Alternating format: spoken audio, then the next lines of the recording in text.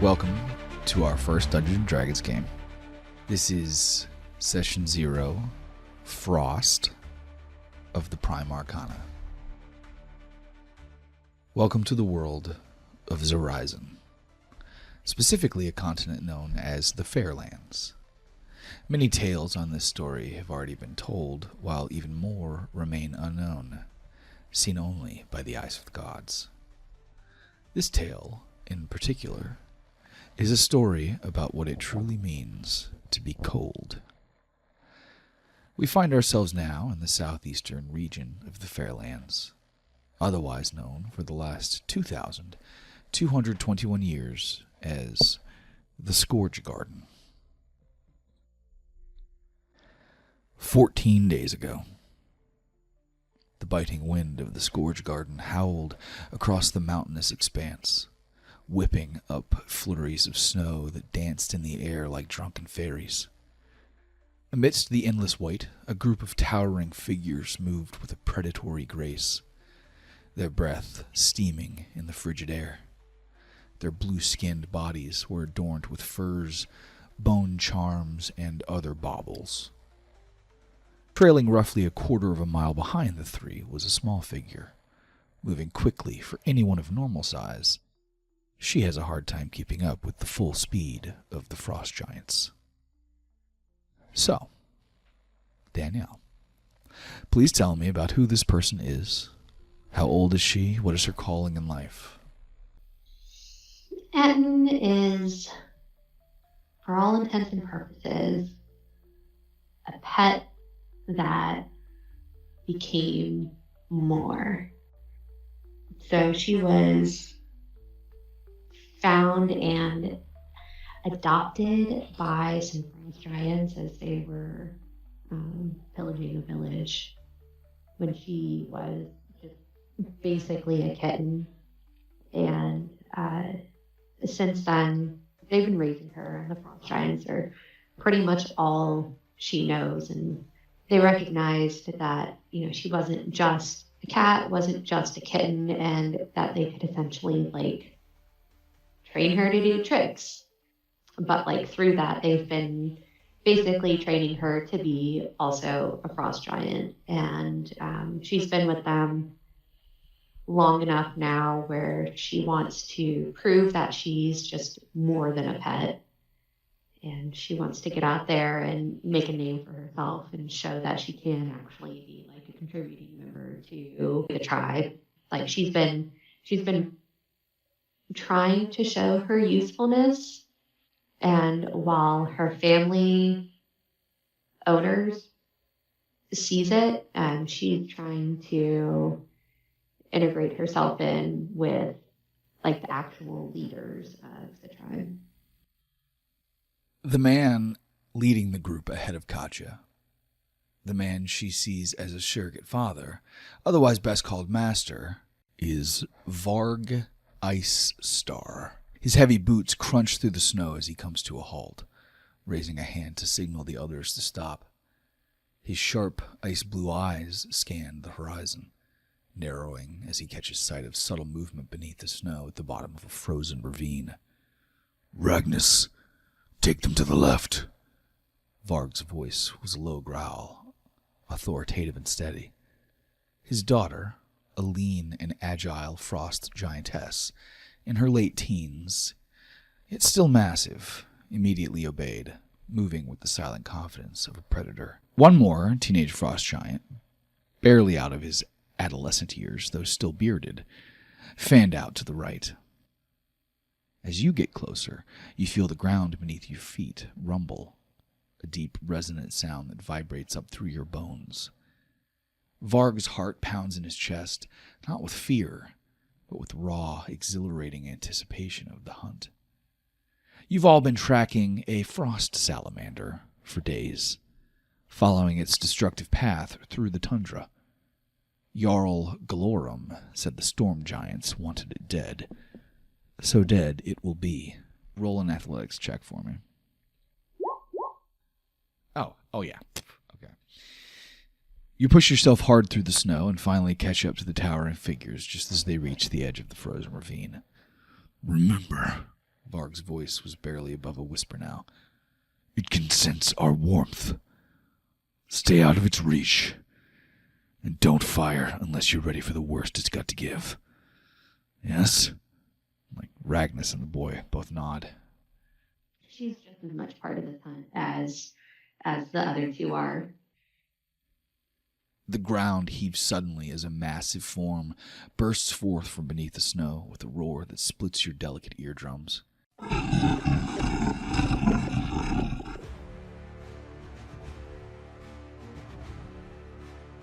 The frost salamander is a monstrous creature, its serpentine body covered in glistening shimmer scales as hard as glacier ice.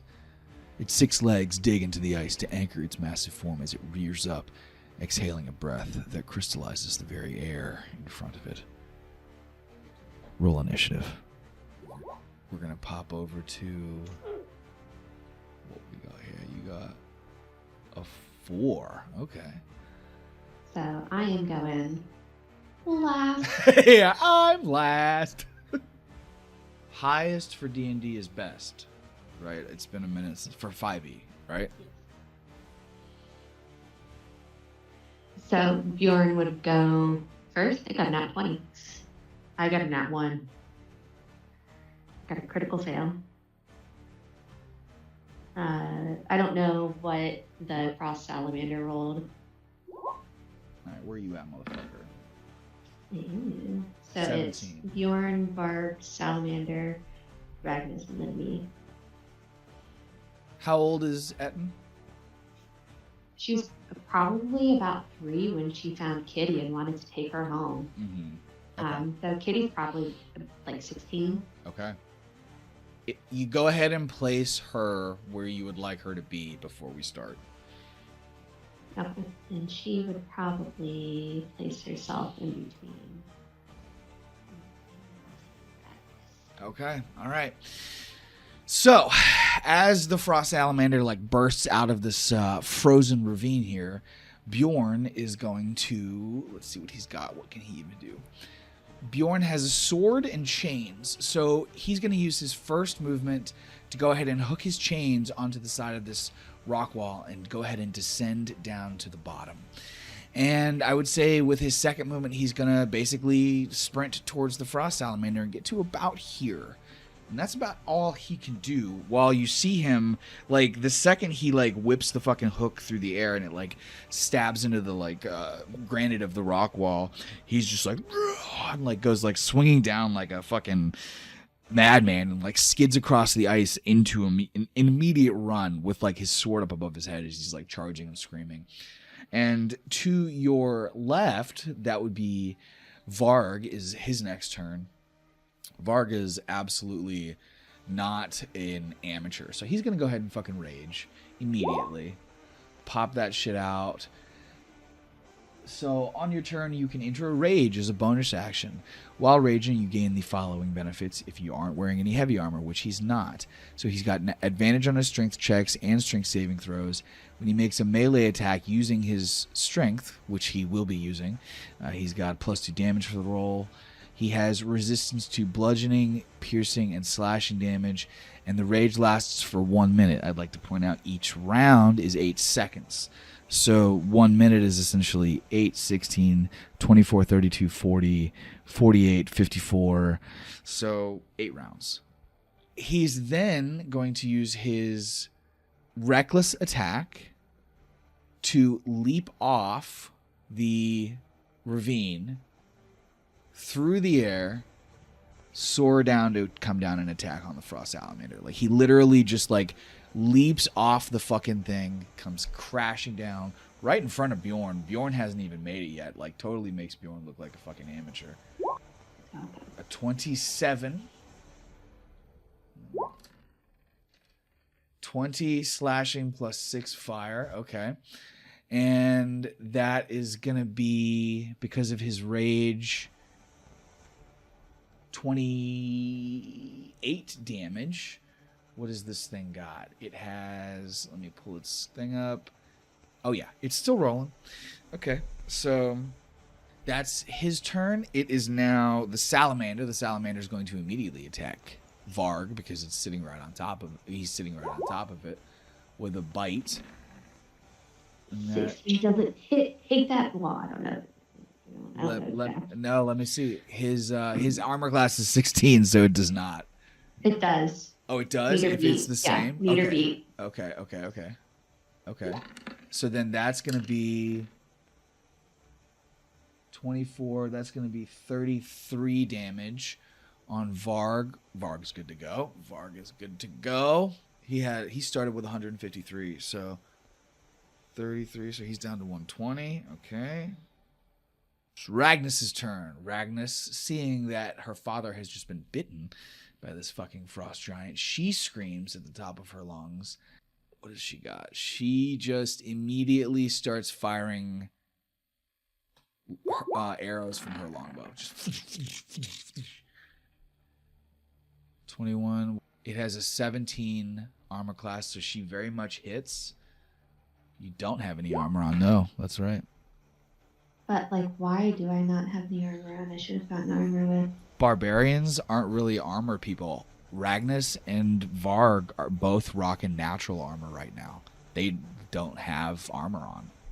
Okay, so she does 13 piercing with her... 15 piercing on that, so that drops it down to 112 hit points, and it is now your turn. Okay. She is going to go ahead and, let's see, that's 5, 10, 15, 20-ish feet to get down. Yes, each of those is a 5 foot. All right, so she's going to go ahead and she's going to do like a cool little cat drop down. And I should probably roll athletics or acrobatics for that. Which one would you want? You can roll either one of those. Okay. Yeah. You can roll either one of those. All right, we'll go with. Well, that's a 9. Do I make it all the way down, or do I get caught up in the rocks at the bottom, and that's where my movement stops? I would say you definitely go ahead and describe how. So you didn't use a hook or anything like Bjorn, or like hook and chains. So this was just her claws, essentially. I mean, she was just doing like a cat jump down, like a little leap. So she misjudged how deep the snow was. So she does a cat jump down and then literally just like drops entirely like into a snow pile and like pops her little fucking cat head up and like looks around and like her eyes and her ears can like basically look outside of the snow, but like that's it. Like you got to climb out of the little snow pile. Okay. So she'll use the rest of her turn to climb out of the little snow pile, and her movement will stop there as well as her turn. Okay, so at that point, Bjorn gets up to the Frost Salamander and swings his sword to help Varg. And we'll go ahead and drop him in with a sword attack.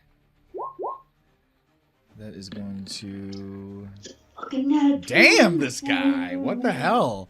Like, that's his second nat 20. All right. So 15 damage. All right. I'm kind of happy that I rolled the first nat 20 of the game. Just saying. Yeah. Whatever. Okay. Cool. Just saying. As the DM, it makes me feel good. It is now. So Barb. How are we doing the extra damage for a nat 20? Is it just everything doubled, or you know what? I had forgotten that was a thing. All right, so yeah, I think it's gonna be double damage. I mean, like that's how I did it when I was a DM when I was a kid. So nat 20 is a double damage. So everything doubled. Cool. Fuck it. Like let's just. I mean, it. You're not rolling 20s every turn. I mean, you might get them every now and then, and it's like, oh yeah. So like when I played it back in the day, second edition. 20 was double damage. So 19 it was damage and a half, and then 20 it was double damage. Oh. So because I never felt like, I know that people are like 19's crit, and I'm like, I agree, but like 20's sacred to me. Like so that would be 30 damage. So then that drops that thing down to fucking 83 hit points. Bjorn can hold his shit, apparently. Alright, so Varg is now going to attack with... What has he got special? Path of the Berserker. When you rage, you can choose to go into a frenzy. If you do so for the rest of your rage, you can make a single melee weapon attack as a bonus action on each of your turns after this one. When your rage ends, you suffer 1 level of exhaustion. No, I don't want to do that. I am, however, going to give him an extra attack to allow him to attack twice. So, great sword and second attack, great sword. All right, so he misses the first hit because the armor class of this thing is 17, but he does hit the second time, and that is going to be 24 plus 19 plus 1 plus 3. Wait, rolling. That damage doesn't seem... No, it is right. He has a 46 plus 7 slashing plus 3 5 plus... He's a fucking frost giant swinging a greatsword. Oh my god. Yeah, dude. These are giants. His melee weapon attack is plus 10. His hit is 46 plus 7 slashing damage plus 1d6 fire damage. What's he rolling for his weapon? What do you mean? Is it like... So... Like when I roll for my battle axe, I'm rolling a 1d8. 46 plus 7, and then fire damage because his sword is covered in grease with fire on it. So it's regular slashing 46 plus 7, and that's because he has a 24 strength. And then the fire grease does 1d6 plus 3 fire damage as well. So that's going to be 24 plus 19. So that's 34, 43, 44, 47. He just did 47 damage with one swing. So yeah, maybe don't fuck with Varg, like, ever. Yeah. Maybe don't fuck with any of the frost giants ever. Jeez. Yeah. This thing is like... Dude, Bjorn and Varg have just fucking rocked this thing. Alright, the salamander. Alright, so what's the salamander gonna do? The salamander, I mean, it's getting fucked up. It's definitely whipping out a multi-attack. The frost salamander makes 5 attacks. 1 with its bite and 4 with its claws. Okay, so it's going to bite Bjorn. And it fucking... Oh, it hits. Okay, that's a hit. So how much damage is it going to do on Bjorn? So that's going to be 22, 30. So does 30 damage to Bjorn. Where's Bjorn at? Is Bjorn alive? Bjorn is alive. Okay, but he's fucked up. All right, so drop him down. Yeah, so you watch as you pop your little head out from the snow pile as fucking Bjorn does this like massive slash with his sword. Vjarg comes in, does like an unbelievable cleave where he just like stabs it into the back and like drags it down this thing's like spine, and you see blood coming down, and it roars out in rage, and then like comes over and just like bites Bjorn on his shoulder like deep and takes a chunk out of his... takes a whole ass fucking chunk out of his shoulder. He's bleeding bad, and then it's gonna claw attack 4 times on Vjarg.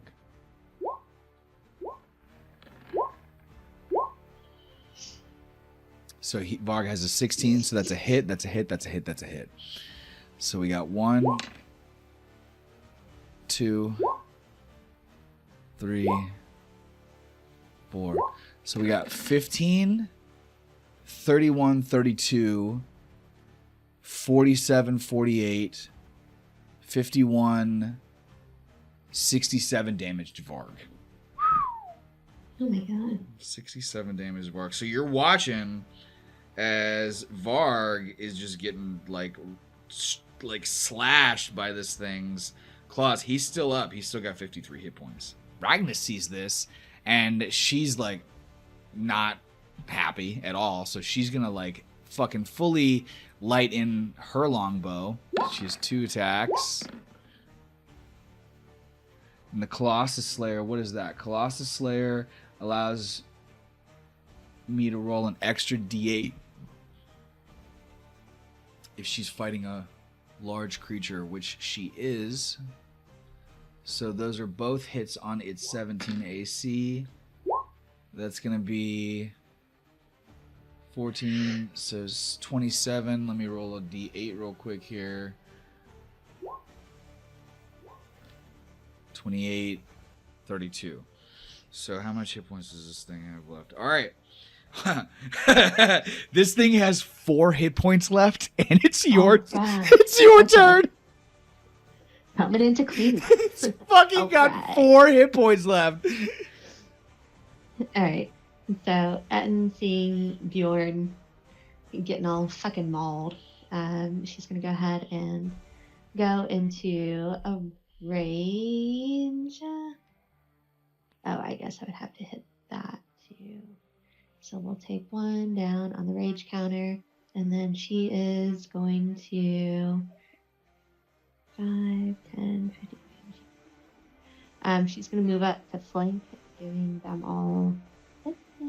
Hell yeah. And she's going to swing with her fucking two-handed. She's going to swing with her battle axe with 2 hands to get that extra damage. That's a fucking hit. 19. That's a hit. 8, 9, 10. Go ahead and describe how Ettin kills the frost salamander. So as this thing, it has its back turned, like clawing into Varg, she comes in, and just like as she's sliding in, like with her rage, she just fucking brings it down over its head and cleaves it clear off. Oh my god. And like instantly, like the head just like slumps down onto the frozen ice and like skids, and like you watch as like the eyes of this frost salamander are like still like chaotically like kind of like looking out at you, and it skids between like the bloody like clawed up bitten bodies of Bjorn and Varg, and like they both look down at it and then look up at each other and then look over at you. And Bjorn like just grabs his belly and like doubles over and like starts laughing like through the pain of his like wounded arm. And Varg, typical to his regular personality, which is very stoic, just kind of like looks at you and then like looks up at Ragnus and like waves her down. And he goes, "Bring me the poultices." And, like she just like slides down the ravine and like comes over. And as you're like cleaning off the blood from your axe, she kind of like passes by you and like leans down because she's, you know, much taller than you, and she goes, "Good job." She gives a little and like you watch as Ragnus walks over and like looks at her dad, and she's like, "You did a good job there, but I think you're getting a little too old for this." And he goes, "Don't tell me how to do my job." And she just chuckles, and like Bjorn is like, "That thing bites way harder than I thought it was going to bite." And Ragnus is like, "Oh, don't be such a baby. I've seen bigger bites." And like starts cleaning up his wound. So first off, that's 5,000 experience points. Oh, jeez. Secondly, what is Ettin thinking and or feeling in this moment as she like stares down at like her actual contribution? Yeah. She's just like thinking like, "Look what I did. I saved them all." Like, if it weren't for me, well, if it weren't for me, Varg would have finished it. That's the reality of it. But it's okay because I showed them that I can do this. I can keep up with them. I'm just as good. I'm a fucking frost giant. And she's like over there, like cleaning her axe off, like having this whole internal monologue and just kind of like growling at herself, still caught up in the rage. But it's like a gruff purr growling. And as Ragnus kind of like hears that, and she like wipes some of the blood off of like her father's chest, and she goes, "See, father, I told you she could keep up. There's better uses for Ettin than rat killer." Do you like say anything when she says that? Her little ears perk up and she walks over and she just puffs her chest out, throws her shoulders back, just wanting the approval. And Varg looks from his daughter down towards you and gives a bit of a curt nod. And he's like, "Oh, you're still alive, pet. I'll give you that. Like, turns back to look at Ragnas and goes, but I told you, this is a one-time thing. Mother wants her keeping the basement clean. That's important. Killing vermin is important. You literally live in their house like a cat, killing vermin. Hey, I got a job. She walks over to Ragnas and gives a little rub on her hip and says, "Thanks." And he's like, he actually doesn't respond to her because Ragnas is like, oh, please, Father, Ettin's more than a glorified broomstick. You know that. It's not fair to just keep her down there like that all the time. And Varg's gaze just kind of snaps at her and he goes, enough, Ragnas. And he looks back at you and he goes, you asked for a hunt. I gave you a hunt. You did good. You're welcome. This is not a debate. Ettin serves the purpose she was brought here for. You will remember that. When we return to the village, you will return to the basement. A little bit deflated. Yes, Master. Thank you. And Varg looks at his daughter and he goes, you'll both remember that. And Ragnus's smirk kind of falters, but she holds her ground and looks over at you, crosses her arms defiant. She goes, I'm just saying. And Varg goes, I said enough. You do well to remember your place, girl. You may be strong, but strength without discipline is a blade without a hilt. And he stands up and throws one of the bloody rags down to the fucking frozen river and he goes, don't push me. And the silence that follows is heavy as you watch as Varg picks up his sword and grabs the head of the frost salamander and starts sort of walking across the frozen lake, dragging it behind him. Ragnas just kind of lowers her head and she goes, yes, Father. And you hear him and he goes, we'll need to move quickly. The scent of all this blood will attract more predators. We can't stay here. Ragnas kind of lingers behind as Bjorn gets up and looks at you and looks back at Ragnas and then follows after Varg. And now sort of the two of you are standing there next to the dead, headless body of the frost salamander. And Ragnas turns to look at you and she goes, well, I tried, with a shrug. But her tone is casual and a little bit dismissive. You've known her now for, 15 years. And honestly, it's kind of the closest thing to an apology that you could really ever expect from even Ragnas. Her words, like the rest of the giants themselves, are usually pretty cold and straightforward. But you've gotten used to that. They've never pampered you. They'd always expected you to understand the unspoken rules of their world. A world in which it's been made very clear to you that you are meant to follow, not lead.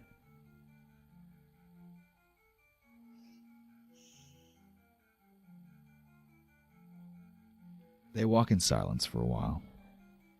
The crunch of snow underfoot, the only sound between them. Ragnus's gaze is fixed ahead where Varg and Bjorn are already fading into the distance up the hillside.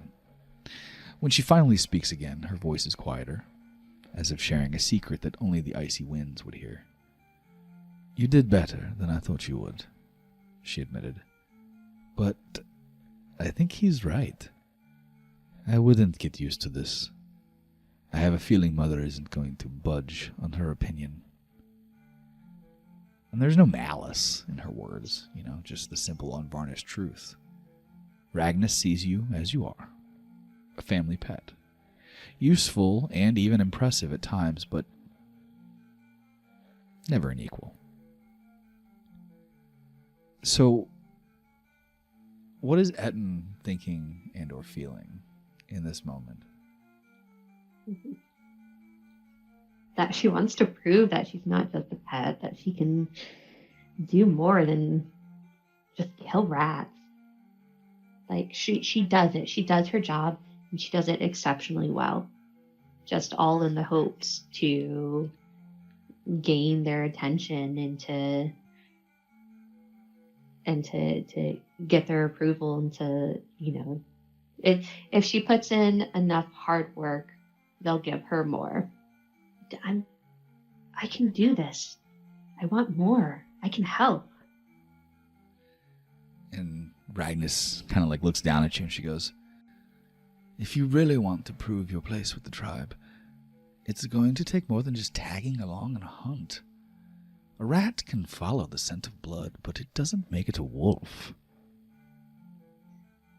You've got to do something bigger, Etty. Something that makes them see you as more. Hunts like this? She kind of like gestures dismissively.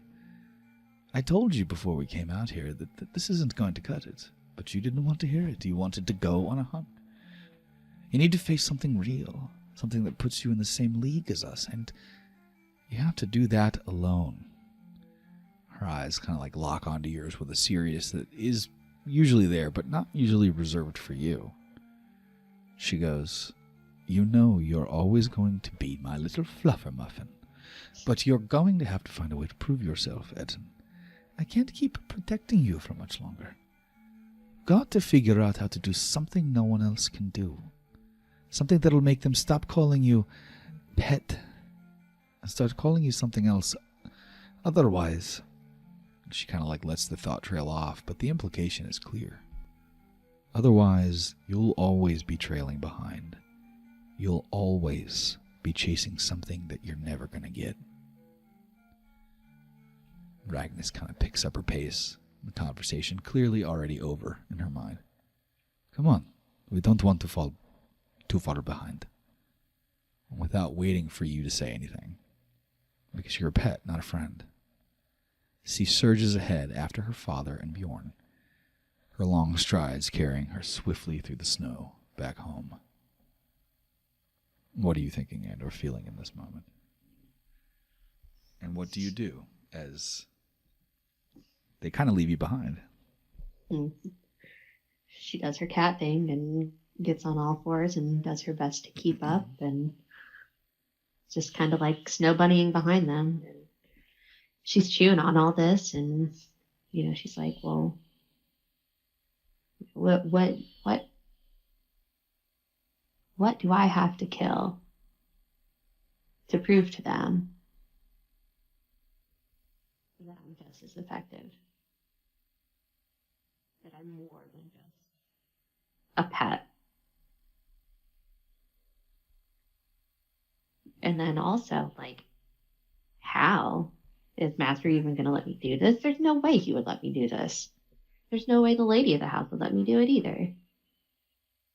I mean, you heard Master. She wants me back in the basement, keeping the rats at bay. How does that make you feel? I mean, she definitely wants it. She definitely feels the need to prove herself and to make her stake in the community, and she's going to figure it out. And speaking of the community,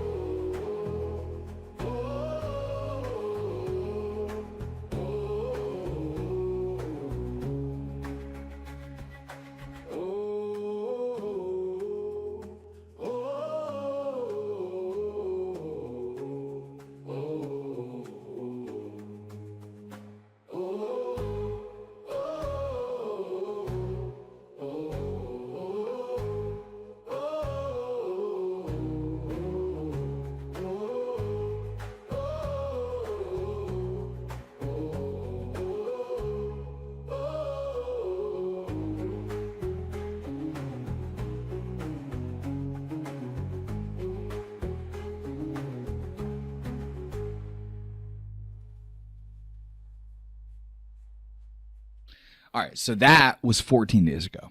This was 12 days ago.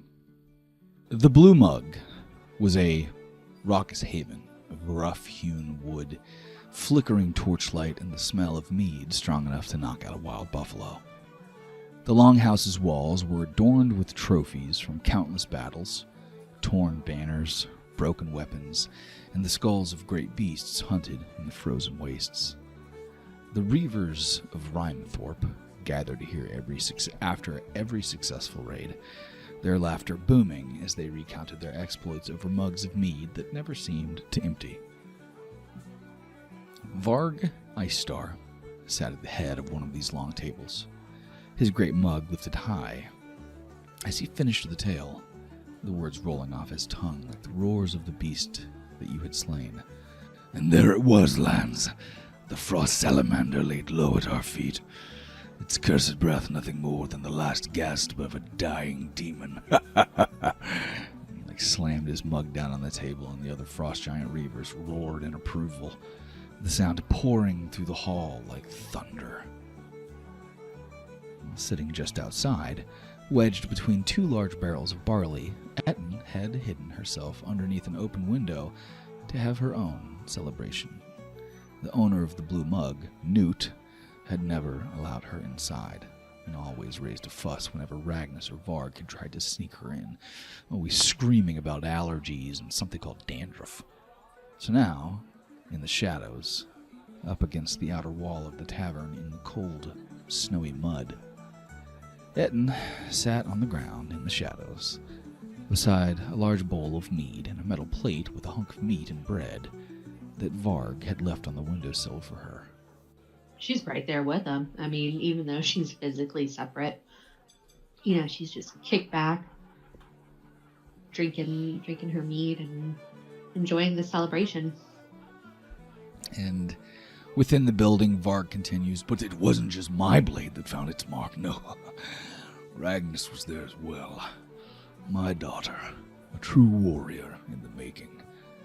She struck the beast just as true as me and Bjorn and any other seasoned reaver. And by the gods, she did her father proud. The room erupts in cheers and the clinking of mugs around blushing Ragnus, as Varg raises his drink once more. And I will not forget the strength of Bjorn Stonegrip, who fought like a bear, relentless and fierce. And the reavers cheered, raising their mugs to Bjorn's father, Elael, a burly giant with long, tangled beard who nodded in acknowledgement. Elael Stonegrip leaned forward, his voice booming over the din. Ah, Varg, I heard about your fight with the salamander. I'm sorry I wasn't there to see the beast fall. My boy told me you brought that little rat from your basement along for the ride to get her scratches in. From her seat at another long table, Ragnus responded, She's a cat, not a rat! Get your fucking words right. Elael turned to look back at her, but only smiled and winked. When he caught Varl's eye again, he said, Tell me, how did she fare truly? No better than she'd taste in a hearty vegetable stew is my bet. And a bunch of other fucking frost giants follow along with his laughter. Another reaver, Sven Brighthammer, chimes in, his voice dripping with mockery. Vermin in the city, Varg. That's a dangerous thing. We all got our share of pests, but inviting them to live out in the open, to join you on hunts, you're getting a little soft. Might be time to let that little rat see the sharp end of a blade, huh? His words are followed by a few jeers, and one of the two of the giants begin to mutter about the wisdom of keeping such a creature among them. Before the talk can escalate, Varg's demeanor changes, and his previously jovial expression hardens into a mask of cold fury. He stands, towering over the table, his presence immediately silencing the room. His voice is a low growl, sharp as the winter's wind. Watch your tongue, Sven. You speak of pests, but I see none in my home, in my hall. Can you say the same? Or do you still sleep with one eye open lest the rats that infest your bed gnaw your throat? And the hall falls deathly silent and all eyes on Varg. Sven's bravado kind of falters as his grin slips, and Varg looks around the room at all the other reavers and goes, I keep my house clean. No rats, no bugs. I've no fear of what lurks in the shadows. Can you say the same, Lynn? His gaze turns towards Bjorn's father. Or does the stench from your hearth still drive the vermin away? Maybe that's why you weren't at the hunt. You couldn't bear to leave your shit-smelling hovel. And at once, both Elaine and Sven burst into laughter and raised their glasses to cheer Varg, with Sven shouting, To your shit-smelling hovel! Ha ha ha! And how drunk is she, by the way? She's probably not super drunk. But she's kind of been waiting first to hear how she wants her part in the tale also of how she got the killing blow. So she's been kind of waiting for that, and then she was waiting to see what Varg would say about her. She's she's proud because yes, his house is rat free, and that's her doing. But she still wants more. She wants to prove herself not only for herself, but also so Varg can continue being proud of her. Roll a perception for me. Oh yeah, okay. Very much a success. The sound of the door creaks open and draws your attention, and naturally, like you've done since you were a kid, you shrank back further into the shadows, trying to make yourself as small as possible. The figure that steps out into the night was not one of the reavers. It's Ragnas.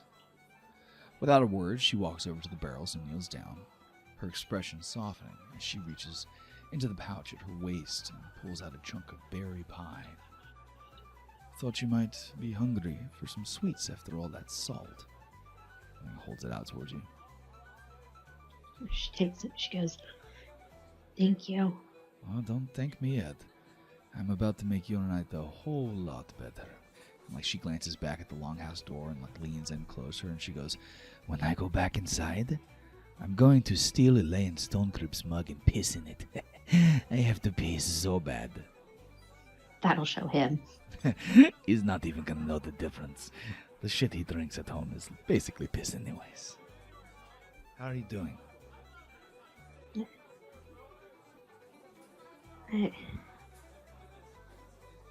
I want my moment, Ragnas. When are we going to get to the part of the story about me? When they're drunker, I'll bring it up. Okay? But... Yeah. Right now... Take the sweets and go somewhere else. Don't stand here and listen to all this. You don't need your moment. Ettin. Fuck those old crows. They don't know what they're talking about. Especially Bjorn's father. His wife has been sleeping with 8 other reavers for the last decade. You shouldn't sit out here and listen to them. Yeah, but Ragnas, think of how much I can make them see that Master's right. That I'm worth keeping around. I can do it. I can make him proud. I can make them see. She just kind of looks back at you with a bit of sadness in her eyes, and she nods and she goes, I know.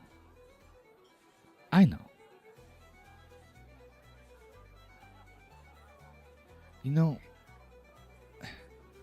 Hrimnir asked about you this morning. Mother and I went to visit him at the temple, and when I told him how well you did at the hunt, he was not surprised. But he said you haven't been by to see him for most of the year.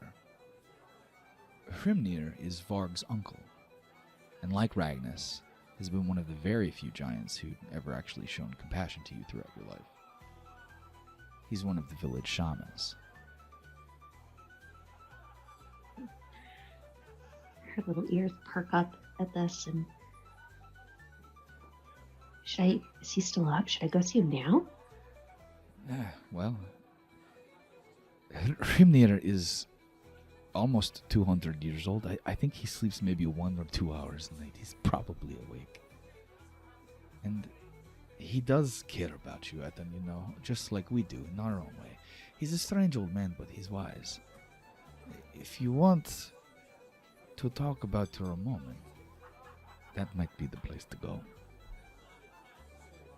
She gives another little and rubs up against her hip, and she goes, I'll share my pie with him. And she smiles. She goes, I think he would like that. And it's funny because, like, to a giant, it's like literally like a thimble's worth of pie. But to Ettin, it's like an actual, like, full plate of like 3 or 4 pieces. I got you the smell. Yeah. And she goes, eat your pie and don't let those idiots get to you. I know you're strong. Yes, you are. You're very strong. And, like, she scratches your head. Fucking leaned into it. And Ragnar kind of, like, chuckles with, like, a drunken hiccup, and she, like, points to the sky, and she goes, and now we let the floodgates open! And, like, runs inside to go, like, fucking pee in his cup. She takes, like, one more peer in through the window, like, flattens her ears to make herself so it's only her little eyes peeking up, just to watch for another moment. Runs off. She sees as Ragnar, like, walks up to Elaine and, like, puts her empty cup exactly where his is and, like, scoops it and immediately, like, walks off towards the bathroom as she looks over towards the window, like, where she knows Ettin would be, and, like, gives her, like, a little wink and, like, disappears into, like, the back room. As she's bounding out, she's like, that'll fucking show him. Sitting there talking trash about my master. I enjoy the pie on the way over, but I do save a piece for, what was his name again? Hrimnir. It's just so it's easier to understand. It's Hrimnir. Hrimnir. The Temple of the Ice Lord is a place of ancient dread. A sacred hollow in the heart of Rhymthorpe Mountain where the bones of the world meet the sky. The walls, rough-hewn and jagged, glitter with frost and the eerie glow of firelight along the crystalline walls. The air is thick with a cold so deep that whenever you step inside this place, it feels like the very marrow in your bones is freezing. As you walk carefully through the cavern, nibbling on your tart pie, your small form is dwarfed by the towering pillars of ice and stone. The ground beneath your feet is slick with a thin layer of frost, and each step sends faint echoes reverberating through the temple. At the heart of the temple, in a chamber lit by the dim light, stands Hrimnir the Visionless. The old shaman, clad in furs and heavy with the weight of countless winters, is as much of this place as the stone and ice is. His eyes are milky and clouded and stare unseeing off into the void, blind. Yet he seems to perceive more than any sighted being could. In his presence, the shadows seem to stretch longer, and the cold bites a bit deeper. You finally come to visit me, little one. It's been a long time. He does not turn to face you. She, as confident as she was with Agnes, kind of bought that back, and she goes, "Oh, I'm sorry, sir. I've been doing my duty to my family." I've heard of this duty. Ragnar told me of your victory 2 days ago out in the wilds. Yeah, it was kind of great.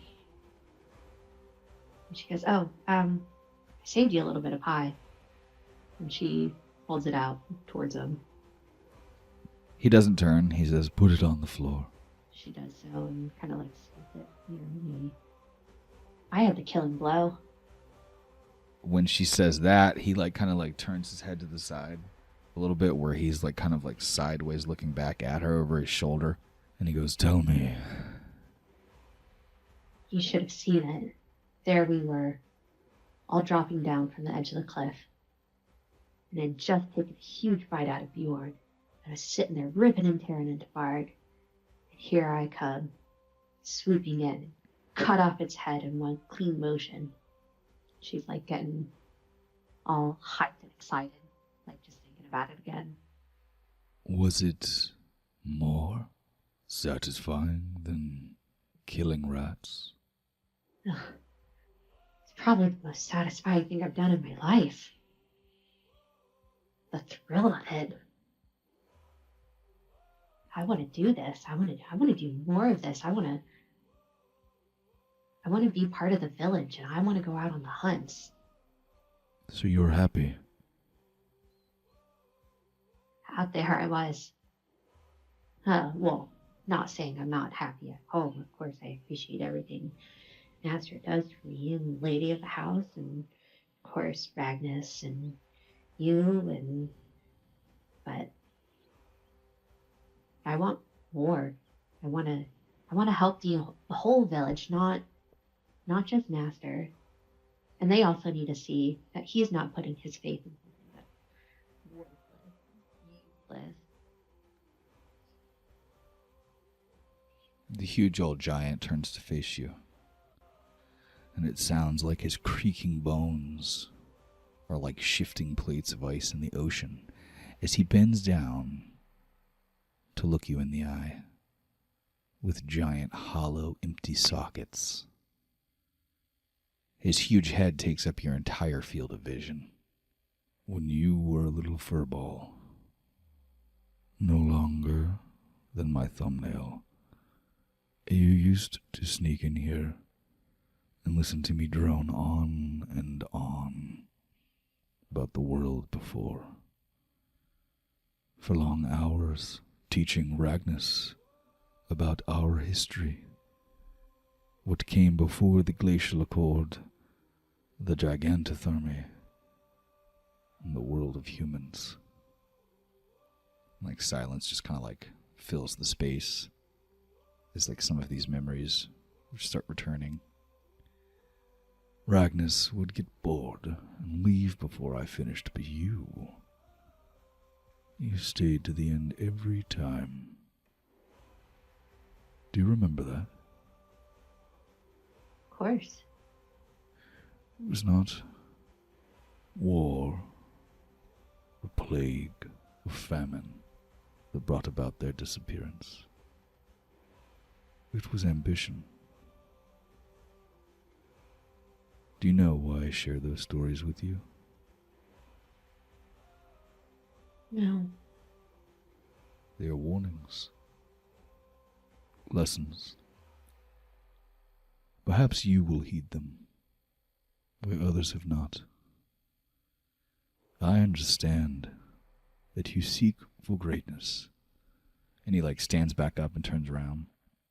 I understand that you seek to be seen. But you need to understand where you are and what life has given you. Never forget this. So, do you mean my ambitions are going to be my downfall? And he turns and he goes, ambitions can lead to downfall when you don't pay attention to the signs that the universe is giving you. At that point, you think like being dismissed.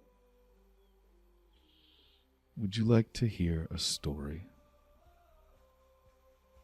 She kind of like turns back towards him and says, "Yes, please." In the nature of your current struggle, I will tell you a story of ambition. A story of how I believe the human society fell. It was their hubris, of course. They sought to craft a heart, a clockwork heart, that would beat in time with the cosmos itself.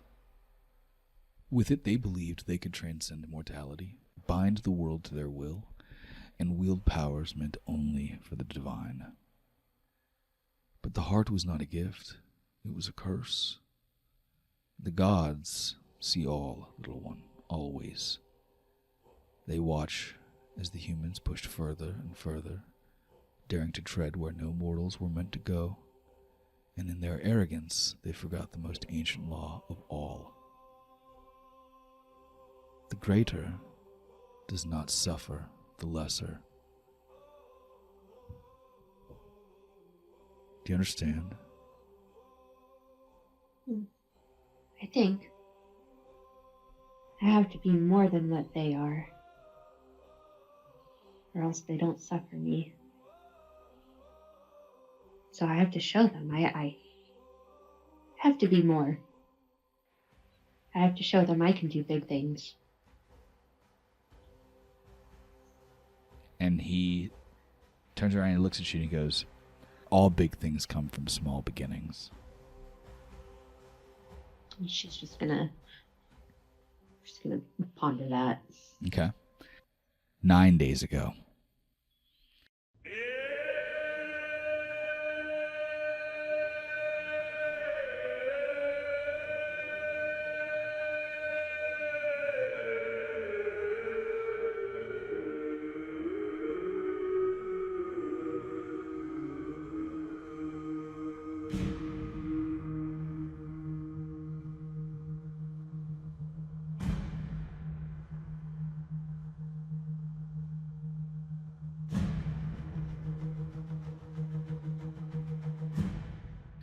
The winds howled through the narrow streets of Rhymethorpe as Ettin trailed behind Varg on his way toward the massive fortress at the heart of the village. A summons for the pair of them had come without warning earlier that morning, when a message delivered the Jarl's command that Varg and Ettin report to him immediately. There had been no explanation, but the urgency in the messenger's voice left little doubt that this was a matter of importance. You follow close behind Varg, your small form disappearing in and out of the shadow of the towering frost giant as he grumbles at you to keep up. The Jarl's fortress is a monumental structure of ice and stone which looms over Rhymethorpe like a gargoyle. The fortress isn't just a big symbol of power, but it's also sort of the heart of the village, a central hub of the leadership and protection for all of the frost giants who live within its shadow. High above, 2 young rocks circle the sky, their massive wings sliced through the frigid air. Each rock was mounted by a highly trained frost giant rider, whose eyes scanned the horizon for any sign of danger. Neither of the rocks were fully grown, but even in their youth, their talons were sharp enough to tear through the thickest hide, with beaks strong enough to crush bone. From their vantage point, they could see for miles around. As you near the gates, you hear hurried footsteps behind you and turn to see Ragnus catching up. "Father, wait!" Varg stopped, turning to face his daughter. "Ragnus, you can't come." Ragnus frowned. "But why not? I've earned my place. I deserve to know what's going on." This isn't about you, daughter," Varg replied. "The Jarl summoned me and Ettin. That's all you need to know." Varg's eyes flickered to Ettin, frustration evident. "But you'll stay here." There's nothing she can say that's going to make this any better. Yeah. She just she flattens her ears like when Varg gets sharp with her or with Ragnus. Okay. And she just kind of gives Ragnus a knowing look. And when she does that, Ragnus, it's very clear that, she hesitates, but it's clear that she's very torn between obeying her father and wanting to assert herself on your behalf. But she sighs and nods and she goes, "Fine, but I expect to be told what happens immediately." And Varg just kind of goes, "You will be. Now go home." And Ragnus casts one last glance at you, and you feel concern from her. But she turns and she walks back away, leaving you at the gates. And above you, Varg's deep voice rumbles, "Let's go. The Earl doesn't like to be kept waiting. And she hurries up. The great doors creak open before you, revealing the dark interior lit by the flickering glow of torches. The air inside is heavy with the scent of burning wood and cold stone, a familiar but imposing atmosphere. As you walk through the halls, the weight of the fortress seems to press down on you. There are decorations of trophies from past battles, shields, swords, and skulls of great beasts. At the far end, you step through a set of great double doors into a grand room. Seated on a throne carved from ice and stone is Jarl Galorum Bloodfist.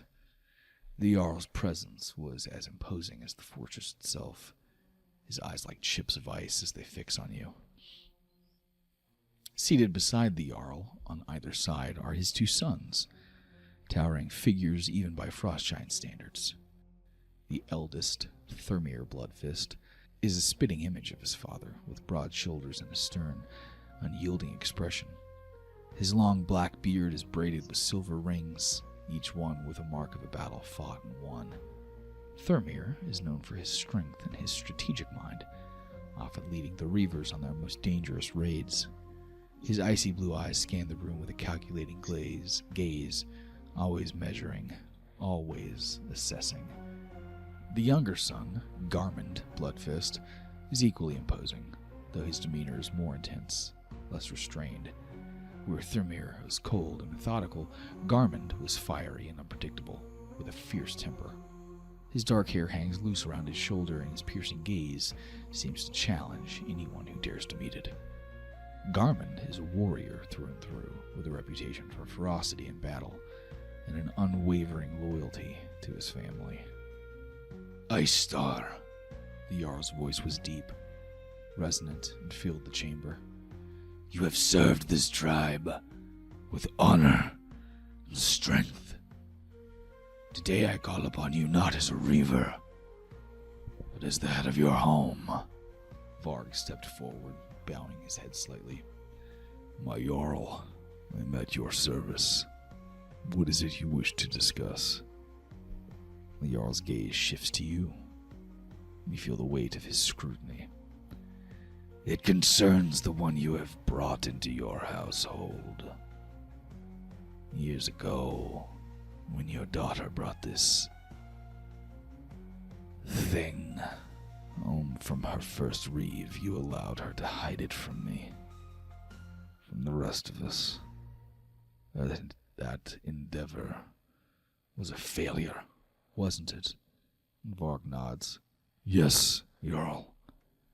Standing nearby was Elaine Stonegrip, that asshole from the fucking bar, with a smug grin plastered across his face. His son Bjorn stood beside him, and both of them exuded an air of superiority. When you look at him, Elea's smile widens. A snide, knowing look forms in his eyes. Eleo speaks, and his voice drips with false sincerity. My son was just telling the Jarl about your impressive performance in slaying the salamander. Quite the feat, I must say. You feel a knot tighten in your stomach as Eleo glanced up at the Jarl with a respectful nod before turning his attention back to Varg. The Jarl wishes to discuss a special honor with you, one that has come directly from Mammoth Spire. And you would know that Mammoth Spire is where the Cloud Giants live, which is like the top of the giant world. Varg's expression remained unreadable, but you could sense the tension in his posture. Ettin is under my protection. What concerns you? And the Jarl leaned forward on his throne, narrowing his eyes as he stares down at you. When I first laid my eyes on you, you were brought before me to decide your fate. When I was told what you were, and how long you had survived within my camps unnoticed, I wanted to vomit, or eat you. I can't remember which. Such an ugly little runt you were. Just like your namesake. A thing that doesn't belong amongst us, with your fur and your fangs. I gave you a name. I gave you a chance because Varg is one of our tribe's most valued reavers. At that, the Jarl switches his focus from you back to Varg. I allowed you to keep this thing as a pet on the condition that it remained just that. Within your home. Out of sight. Yet here you are defying my orders to knowingly allow it to join you on a reeve? I need to understand why. She can't believe that they're in this position right now, especially when she was the one that saved Bjorn. Like, that salamander was coming for him, and... Fucking Bjorn, fucking bitch. If it weren't for her, Bjorn would have been dead. Yeah. Because it would have gone after him again. He had very little hit points left. He was already being a little bitch about his injuries. He was. And just like, the fuck? Varg meets the Jarl's gaze, and he goes, Ettin is loyal, capable, and she has proven her worth in battle. Since she was small, I have trained her, and she has served my household well. If there are those who question her place, they should question me instead. You can tell that though Varg keeps his eyes locked on the Jarl, it's clear he's talking directly to Elaine and Bjorn. The Jarl studies Varg for a moment. Finally, he nods and goes, Very well, Varg. Your loyalty to your household is commendable, and I trust your judgment. However, if your insistence that this runt should hold an honorable place among us, should be held worthy of a reaving, she must be held accountable to the rest of our trials. Respect amongst our people is earned. You know this. Varg nods and goes, I do, my Jarl. The Jarl's gaze lingers back to you. Varg, take your leave. You are dismissed. The runt stays here. Varg hesitates. Jarl, I will allow Ettin to prove her worth as you demand, however it be, but let it be known that when she returns successful, she will be seen by all to have earned a place at my family's table. The Jarl's amusement is palpable, but there's a sharp edge to it. A mocking, dismissive tone that cuts deep. A place at your table. The only way an ugly runt like her could ever have earned a place of honor with this tribe is if she single-handedly killed something the size of a dragon. Turning to face you, Varg says, Then I guess you've got a dragon to find. Then he turns and walks out of the hall. The laughter that follows from the Jarl's sons is cold and cruel, echoing the sentiment of their father. Thermir's icy blue eyes glint with amusement, while Garmin's piercing gaze holds a flicker of disdain. They look down at you, as though you're nothing more than a little curiosity, a creature out of place. When you hear Bjorn chuckling beside his father, the Jarl says, You as well, Stonegrip. You and your idiot son. Bjorn stopped laughing as Elaine nods and grabs him by the elbow to yank him forward after Varg, giving you one last look as they disappear behind a pillar. The great doors of the hall close with a resounding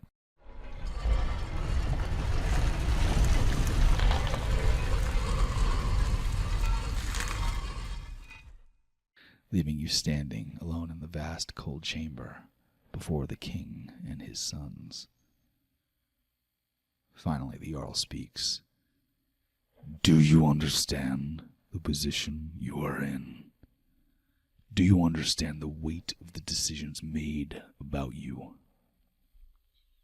She's really excited right now. Yes, my Jarl. You have been given a chance. A rare chance. One that many in this village would never have extended to you. Yet here you stand, brought before me once again, your worth called into question. Only now, smart enough to answer for yourself.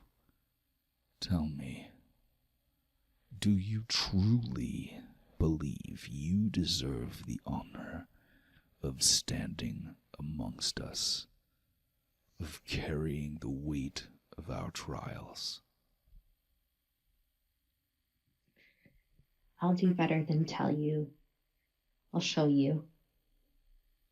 Garmin shifts in his chair beside his father, with fierce, challenging eyes. I like this little one. I see why Varg keeps her around. The Jarl's expression is hardened. You will have your chance, Ettin. But know this. Failure will not be tolerated. If you wish to be counted among us, you will prove your worth. If you fail, you will also face the consequences. You have 1 year. Return to this day and show that you have killed something twice the size of a giant. You do that, and I will let you into the gates. If you do not show up on that day, or you show up empty-handed, I will make Varg kill you himself.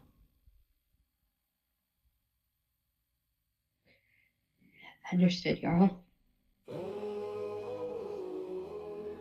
Another small creature of supposed great importance from the Dwarven Empire is traveling from Mammoth Spire through our lands back to Kivar Kaldara, the home of the dwarves. They carry important cargo from the Cloud Giants, and while they have a caravan and their own security detail, they are not accustomed to the harsh wilderness of these lands. They require a guide, someone who can protect themselves in case of bandits. You have been chosen for this task. I won't let you down. Beside his father, Thrym added, You leave at first light. And she gives a nod to him. And just like that, the audience is over.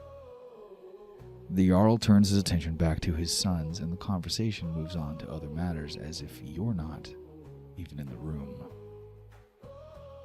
The little girl, she turns to leave. She's not going to sit there and eavesdrop. And also she's like too giddy in her mind to sit there and eavesdrop. And she wants to go tell Ragnus.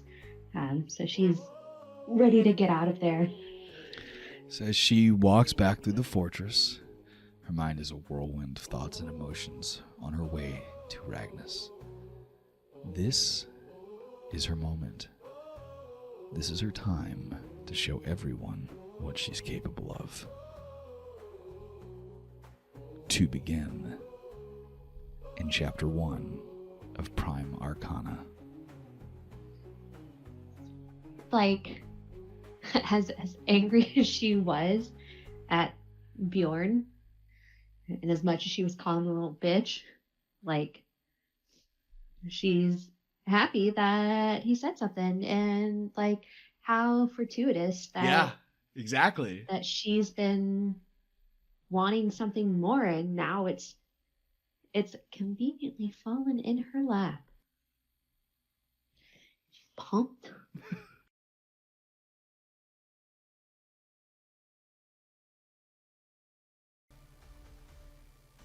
Ettin moves through the rugged streets of Rhymthorpe with purpose, navigating the winding alleys to avoid as many villagers as she can.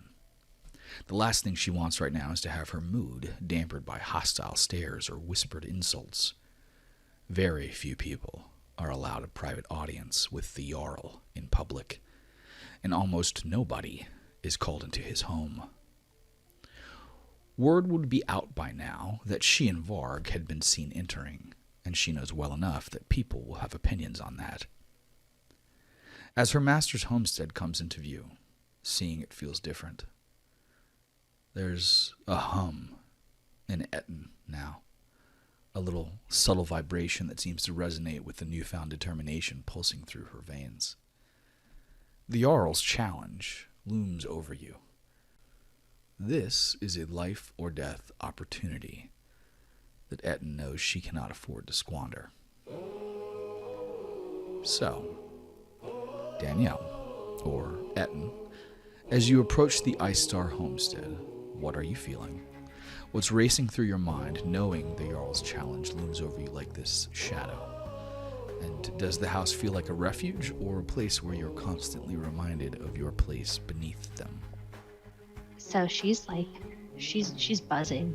She's incredibly excited. I mean, this is everything she's wanted, to be recognized and to get the chance to show that she's way more than just a pet, and that they weren't wrong taking her in. Then her home is, or their home, her home. It's definitely a refuge. Mother to Ragnus, and wife to Varg, Elska Icestar stands towering over Ettin near the home's entrance. You watch as her hands deftly skin a dire goat with a long, sharp blade. Muscles ripple beneath her pale blue skin. Her arms are adorned with swirling tattoos that tell tales of battles she's been in.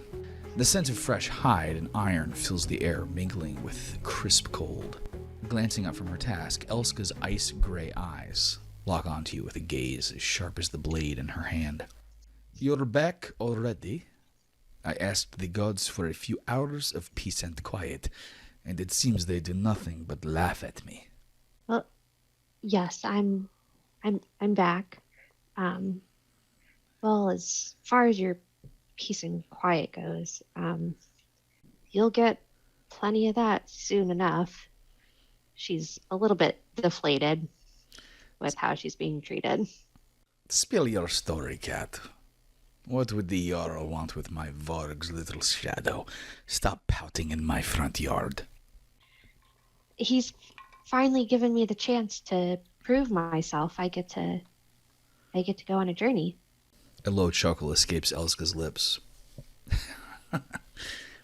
"Has he now? You think you can handle it?" Oh, I know I can handle it. You should have seen me out there the other day. And then she remembers who she's talking to and kind of goes back into herself. Elska studies you for a long couple moments, and you feel the weight of her stare start pushing down on you, heavy as a winter storm. Roll perception for me. There's a flicker of something in her eyes. Perhaps respect, perhaps skepticism. You're not quite sure. "Then you'd best not squander it." She turns back to the dire goat, but her tone softens. "There's the right meat in the storeroom. Take what you need." She looks at her from the corner of her eyes as she's passing by, and she gives a little, "Thank you, mistress." And as you pass by her, she calls out, "If you want to thank me, just do what needs doing and come home alive. The rats won't kill themselves." She's strangely comforted by this. And as you reach the door, she says, "There's fresh bread on the hearth if Ragnus hasn't devoured it all." She goes scampering in. The first thing she does is she goes to stand by the fire to shake off the cold. Because as thick as her fur is, she's obviously no frost giant. Totally. So once Ettin is inside the home, there's just this warm scent of simmering fried meats that overtakes your heightened cat senses. And honestly, the Ice Star homestead is pretty modest by frost giant standards, but to Ettin, it's always felt as grand as a palace. Heavy wooden beams crisscross over your head, so high above that they seem to disappear into the shadows cast by the flickering firelight. The walls are built from massive stone slabs, and they're covered and etched in runes, and adorned with skulls of beasts that you've never seen living, hung like forgotten relics. The floor is covered with dire bear pelts, hides and the occasional dire goat fur spread across the stone like rugs. Your paws barely make a sound as your footsteps are dwarfed in the enormity of the space. In the den, the massive fireplace that you stand by dominates one wall so large that even now, at your full height, Ettin could easily stretch out right in front of it for warm naps. Over the flames, an iron pot big enough for you to take a bath in, at least if you had the mind, fills up the space with the aroma of the aforementioned meat and herbs. The home's furniture around you is built to accommodate giants, with a long dining table spanning the length of the kitchen. The seats are more benches than chairs, with furs draped across them for comfort. Ettin looked like an infant sitting on any of them, so at some point in your past, Varg made a tiny little tower for Ettin to climb up with a little rope ladder and a little baby seat, basically. It's like sitting on the edge of the left side of the benches. After she warms up, she grabs her little meal bowl that Ragnus had carved her, because their bowls were way too big for her, and she dips it in the pot to get some of the broth of the stew to let that cool as she goes to the pantry and gets herself a little bit of dried meat and then a crumb of bread. Yeah, a handful of bread for her is straight up a crumb off this massive loaf that she's pulling off of there. And then she scampers up her little tower to her seat and tucks in with her broth, lapping it up and eating on her meat. From the den, you hear the heavy creak of the front door groaning open, followed by the telltale sound of Ragnus's footsteps. There you are! I've been looking for you everywhere. She reaches over at Ettin and grabs a slab of charred beef that she takes a bite of before taking a seat across from you at the table. So, what's the big news? People are already talking. Magnus, I get to go. It's everything I've wanted. You get to go where? I get to go out into the world. I get to prove myself. I got tasked with a really important mission. I get to be a guide for a caravan of dwarves, and I'm in charge of protecting them and making sure they get down the mountain. And then, wait until you hear this. The Jarl, he told me I have to kill something big, like a dragon. As Ettin talks, Ragnus is listening, and her brows furrowing deeper with every passing second. After a pause, she raises an eyebrow and gives you this long look and goes, Seriously? That's unexpected. Isn't it the best news? I finally get to do what I'm here for. I finally get to show the town. And they picked you? Yeah. Her little ears are perking up and her eyes are all big. Why? Well, why not? Because you're not a warrior? You're not a guide? You're not trained for this?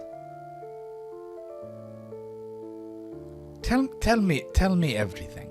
Tell me everything. Bjorn and his dad were there. Now I get to really show him. Elaine never misses an opportunity to slither around where people can't see or hear him plotting. Father has told me how duplicitous that man is. He smiles and plays nice, but he's always got something up his sleeve. If he's involved, I'm worried that there is more to this than they're letting on. If he's involved, this is my chance to show everyone how stupid he is. That's true. I don't like that he was there, but the Jarl isn't a fool. Maybe he does believe in you. Or at the very least, Father. This is my chance to show him that, you guys made a good choice. I just hope they're not setting you up to fail. No, I'm not going to fail. Straightens her back as she shoves some more bread in her mouth. I'm very confident in this. Okay, little Miss Confident.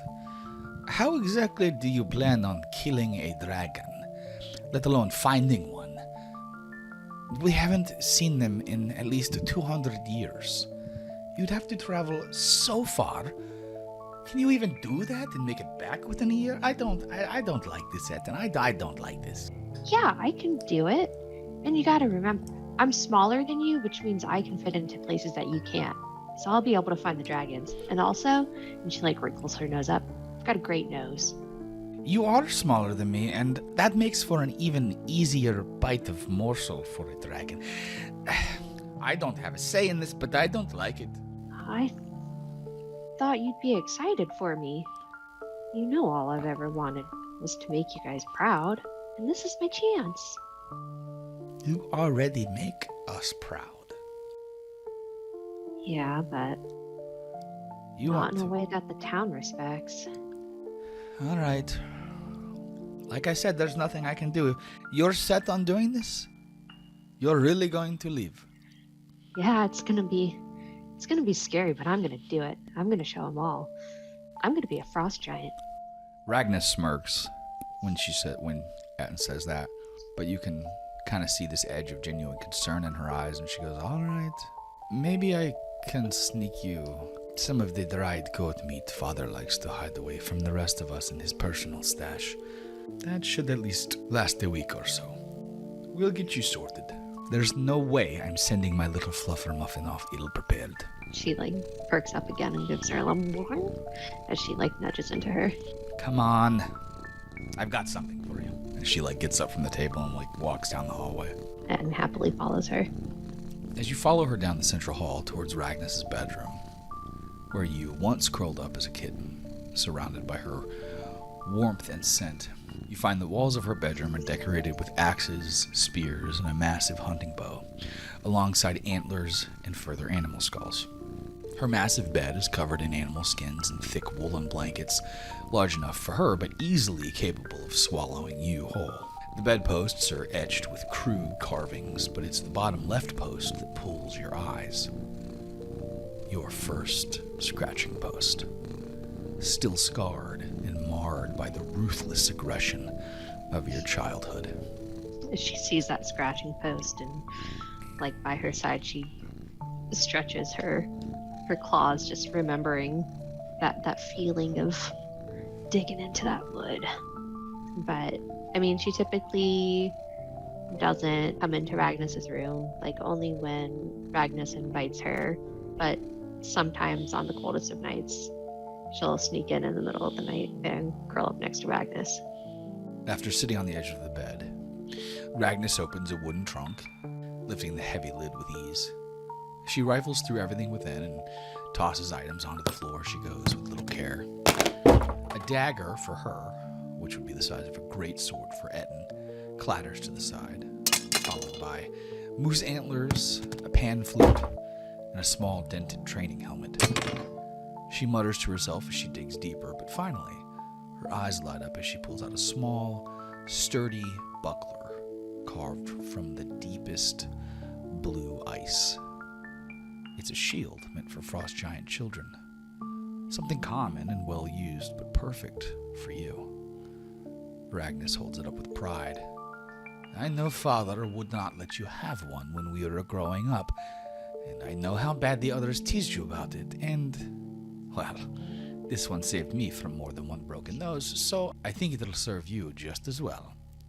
And she hands the buckler out towards Ettin. Now, I admit it's not the Dragon Slayer's shield, but it's a start. She takes it with both her hands and just kind of looks at it. She's like,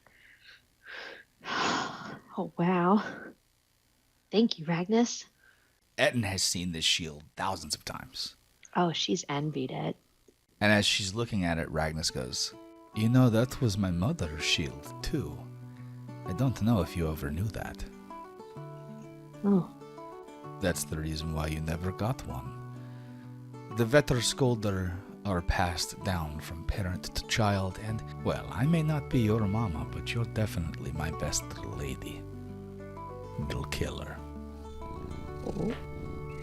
So it's a little bit of mixed emotions, because while she knows that, like, she doesn't have parents, she obviously came from somewhere. But, like, Elska never gave her that warm maternal feeling. Nope. So, like, having Ragnus, like, kind of fill in this position, it helps to alleviate some of the anxiety of not having an actual mom. And so she's looking at this shield and she goes, Ragnus, I promise I'll be careful. I promise I'll come back alive with that dragon's head. If you do, I don't think anyone will ever doubt you ever again. And I will laugh in all of their faces, and I will tell them, ha! I told you she was awesome from the very beginning. She's a little rat killer. Our house was the cleanest. She's nice. She's funny. She kicks a whole bunch of ass, and she does all of the best things around the house. And everyone in the village should have an Ettin, but they don't, because she is special. Ettin feels so big now. She squares her shoulders back, puffs out her chest a little bit. Have you talked to Father yet? What has he to say about all of this? Well, I haven't seen him since I talked to the Jarl. Well, you talked to the Jarl. He was there for part of it. But I need to tell him at some point that I have to go with the dwarves. Dwarves? What dwarves? There's a caravan of dwarves coming through, and Jarl said that if I'm gonna go, I need to go with them and help them back to their kingdom. What did he tell you about these dwarves? Well, not a whole lot. Okay, and when did you say you were leaving again? Tomorrow? Tomorrow? Oh, that's so soon! I know. You leaving in general is already one thing, but then leaving with dwarves and so soon? There are dwarves in the village. Father is not going to like this. He does not like dwarves. It's okay, we'll be gone soon. Okay. Alright, so my kitten is leaving in the morning with dwarves. Wonderful. Okay, what do I do? And she's just like pacing back and forth. That gives me time to stop by the market, collect a couple treats for tonight's meal. It's going to be a going away meal now, which I wasn't even planning. Oh, and then she like turns and she pauses and she just looks at you and she goes, any special requests? I know you like those sour ram testes. Can I get some smoked balls, please? Them pickled balls. Just trying to get them balls. She's a barbarian cat. So yeah. She definitely eats fucking balls. But what would they call that? I mean, just like sour goat testes? Yeah. I know there's the Rocky Mountain oyster. Yeah. Yep. Oh yep. God. She goes, yeah, can you pick me up some of those? And then also, could you get me a smoked goat horn? Of course. You got it. Anything else? I think that's it. And like, she doesn't want to ask for too much. Well, all right. I'm going to head to the market. I'll try to be as fast as possible, but also, I think I'm going to dig up what I can on this caravan of dwarves. I don't like you running off into the Scourge without knowing who it's with, even if the Jarl approved it. She reaches down and like scratches your head between your ears. She goes, you just take some time here at home. Rest. Make sure you're ready for what's ahead. I'm not quite sure you understand the gravity of what you've agreed to. Ettin is so fucking naive. She's a child. Yeah, she's so naive. Like she's not even thinking about trying to figure out more information on this caravan. Like she's ready to go. She's like, yeah, this is going to be the best thing ever. It's going to be great. She's got blinders on big time. Oh, yeah. She can't see beyond herself at all. Yeah. So as Ragnas reaches the doorway, her face softens for just a moment, and she goes, "I'll be back soon. Please don't run off while I'm gone." Okay. And at that, Ragnas disappears into the hallway. And after a moment, you hear the front door to the den open and close, leaving you alone. After she does that, she like immediately jumps onto the bed and just like full spread eagle, flop down on her back with her little tail flicking between her legs. And at that point, the camera does like a bird's eye view over the bed, and we see that she basically looks like an action figure on the bed because she's so small compared to the rest of the bed. Ragnus's pillow is the size of Ettin's bed. Yeah. So as she's laying there staring up at the ceiling, what is she thinking? And like, what's she feeling? Yeah, I mean, just those blinders. Like she's fucking ready to go. She knows two things. She's going to kill a dragon, and she's going to make her family proud. All right, you ready for some stats on this buckler? Yeah.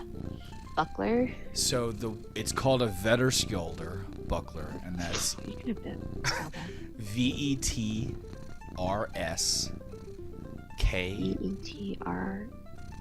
VETRSK J J OLDR. OLDR. The Vetterskjolder. Okay. Its armor class is a +1 bonus to AC in addition to the standard shield bonus of +2. So it's a +3 shield instead of a +2. Are we doing weight? 3 pounds. Oh. And then it also has a special ability called Everlasting Ice. The shield is indestructible by non-magical means and retains its icy form regardless of environmental conditions. It cannot be melted or shattered, and it floats on water despite its density. Ooh. Yeah. Is Ettin ready to head down to her real home, the cellar? Yep. After a while daydreaming on Ragnus's bed, Ettin climbs down the ladder into the familiar cool air of the cellar, into the dim, flickering lantern light, where Krobodi's few belongings lay scattered, much like her own. As she descends, she could hear the low humming tune Krobodi always sings when he's tending to something. Sure enough, there he is, hunched over a large bucket, milking one of the dire goats he'd brought inside for the night. The goat bleats, but Krobodi says, "I know, but would you want to be out there instead? I don't think so." When he sees you, the snow giant's face immediately breaks into a wide, toothy grin. "Etty!" He sets the bucket down and nearly spills the milk, and stands up to lumber over towards you, moving fast as his frame would allow. "You see the dire goats? They're fat. Lots of milk this time. I've been taking care of them real good. Lots of food from the garden, too. I got herbs drying up there and some grain growing over there. And we're going to have good food and good milk." Krobodi's excitement overflows as he points to the herbs hanging from the rafters. And I fixed the cellar roof right there. No more dripping water on us. I thought you'd like that. No more wet blankets and fur. Krobodi had been sent to the Ice Star family in a round of 50 slaves from the Sundering Wildstone clan, a frost giant collective further west in the plains. The Jarl had traded 10 prime age hunters in exchange for the deal, Varg's cousin being one of them. Krobodi had been one of the lucky few chosen for domestic work, and for the last 5 years he had tended to the Ice Star's needs, always dutiful and obedient. When the snow giant had first arrived, Ettin had not known what to make of him. He had been given space in the cellar, which until then had been her space alone. sharing that already small, cold room with someone who towered over her, even though he was smaller than his frost giant cousins and only 15 feet tall. It was no easy task. He was still a giant, after all, and the space wasn't exactly built for more than one. It had taken time, but eventually Ettin had realized Krabodi's sweetness knew no depth. He was, without a doubt, the purest, kindest soul she had ever met. While the frost giant youths bullied him, belittled him, and called him names, Krabodi never seemed to hold it against anyone. He was gentle, soft-spoken, and as innocent as the snow he was named after. Ettin had grown to cherish him. She reluctantly walks over and gives the goat a little scratch. I'm glad she's given some good milk today. Listen, Krabby, I gotta ask you something. Yeah? What is it? I need you to take care of the rats for a while. Oh? Yeah. I'm gonna be gone for a little bit. His face instantly falls. Gone? I know, I'm sorry, but What? I've got a really important job to do. Why you gotta go, Eddie? We got food here. Good dire goat, you don't need to go. We got everything. Krabby, I know. Huh? But I've got to do this for the family. And his brow furrows, and he glances over at the dire goat as if they could answer, and he looks back at it and he goes, Is it 'cause you're mad at me? Did Crab do something wrong? I could never be mad at you. You didn't do anything wrong. In fact, I wouldn't be comfortable leaving if you weren't here. I know Ragnus is going to be in good hands, and Master and Mistress. I know you're going to take real good care of them while I'm gone. I couldn't possibly do this without you. and he's shoulders slump, and he's like, But you the only one that talks to me. Oh, yeah. I don't need nobody else if you stay. The goats don't talk to me. The plains don't. They treat me like I'm nothing. But you always talk to me, Ettin. I know, Crab, but remember, you're everything to the plants and the goat. She wouldn't be able to do anything without you. And I know she can't talk back, at least not in the way that we talk. But she shows she appreciates you. Isn't that right? And she gives the goat another little scritch. and Krabodi's like, She don't talk. What? Where you going? I gotta go down the mountain. But why? There's nothing Look. down there. I've gotta take some people back to their home, back to their kingdom down the mountain, and then I gotta go and kill something after that. and his eyes kind of get big, and he's processing. As his lower lip's trembling, and he wipes his nose on his sleeve, and he goes, So you doing something for them? That's big, Eddie. They finally seed you more than something that belonged to them. Not like Krabodi. I'll stay here. I'll tend the goats, and I will grow the food. You're a big part of this family. I'm doing it for them, but also I'm doing it for us. roll an insight for me.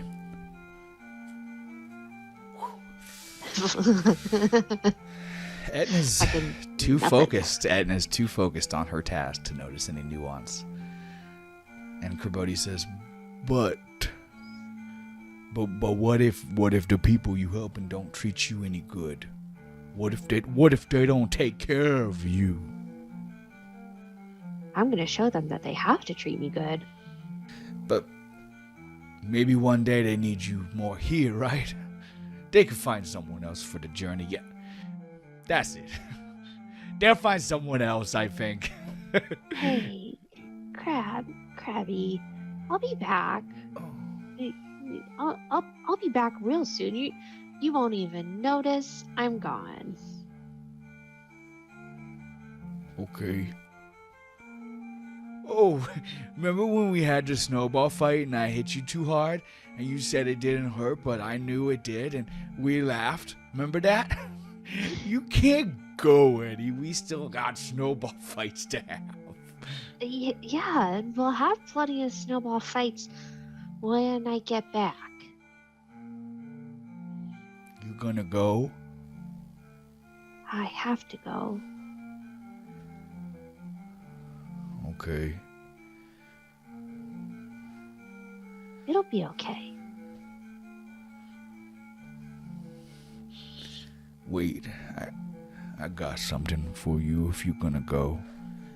He like fumbles around in his pocket and pulls out like a little bundle that's small to him, but it's like the size of a bowling ball or a basketball.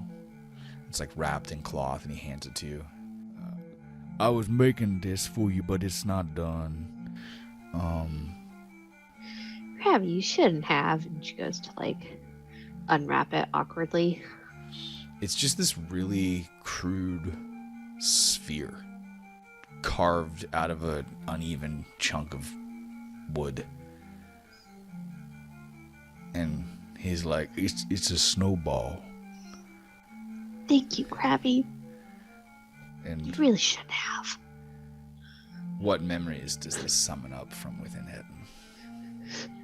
I mean, all of their snowball fights, which haven't actually been like snowball fights. It's just been him lobbing Snow boulders at her. snow boulders. Yeah. And like, it's never so hard where she's like injured, but it's never just like a little snowball. It's always been like she's been buried under the snow each and every time. And he kind of sniffles again and he goes, "You like it?" It's beautiful. That's good.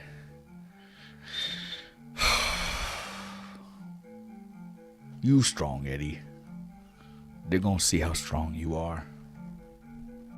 She pats him on the knee and says, I'm strong, Krabby. He wipes his nose again one more time on his sleeves and he goes, "Okay." And like you can see his eyes are like tearing up. And like to avoid letting Ettin see him burst out into tears, he goes, I gotta take the milk canister to the icebox. Then I double check the rest of the goats to make sure they're locked up for the night. You gonna be gone when I get back? I'll be here. You go do that. Okay. And then I'll say goodbye to you. Okay.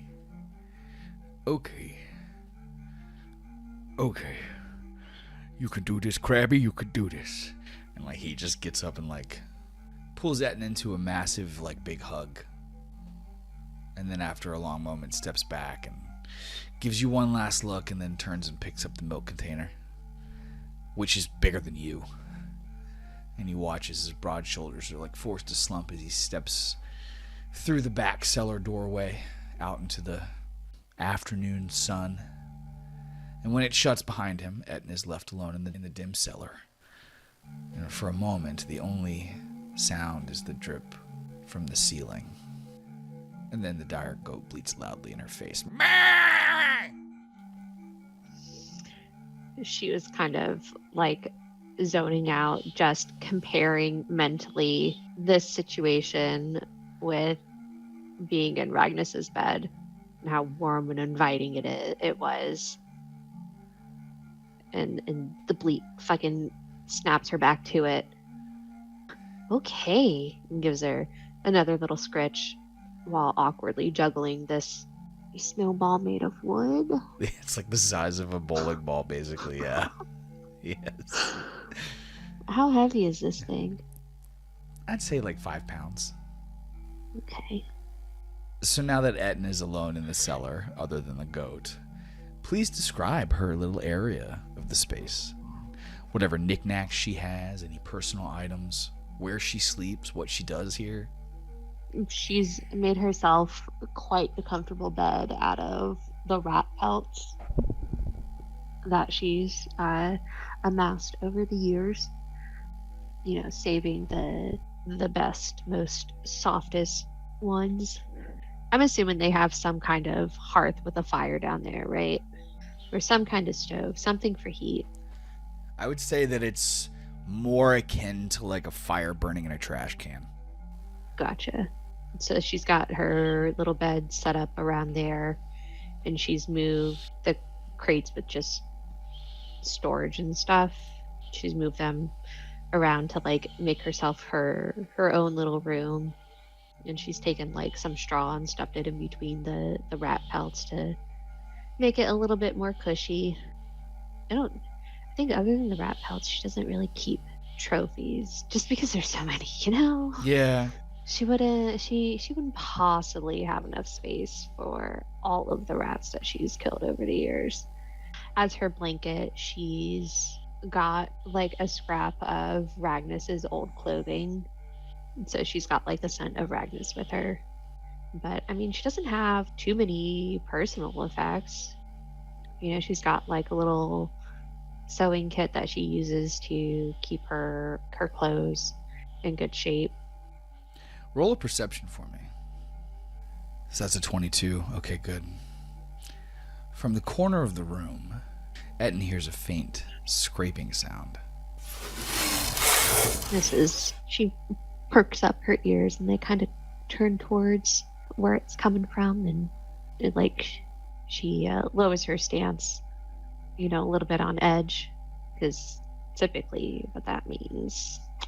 And she's going to go investigate. A collection of boards that she nailed down last month after a particularly brutal rat slaughter are scattered across the floor. Something has unmoored them. A cold draft from the tiny passage makes all of your fur stand on end as, when you peer down into the darkness, at first you see nothing but shadow. Something is down there, scuttling, scratching, crawling around. You see its body brushing against the stone and dirt hole as it flees, dragging itself with strange, jerky movements around the bend in the dirt tunnel. The thing is smaller than you, but its form is bloated with mottled patches of fur and pale flesh. It smells like a rat. She kind of grins and grits her teeth as she knew exactly where this was leading.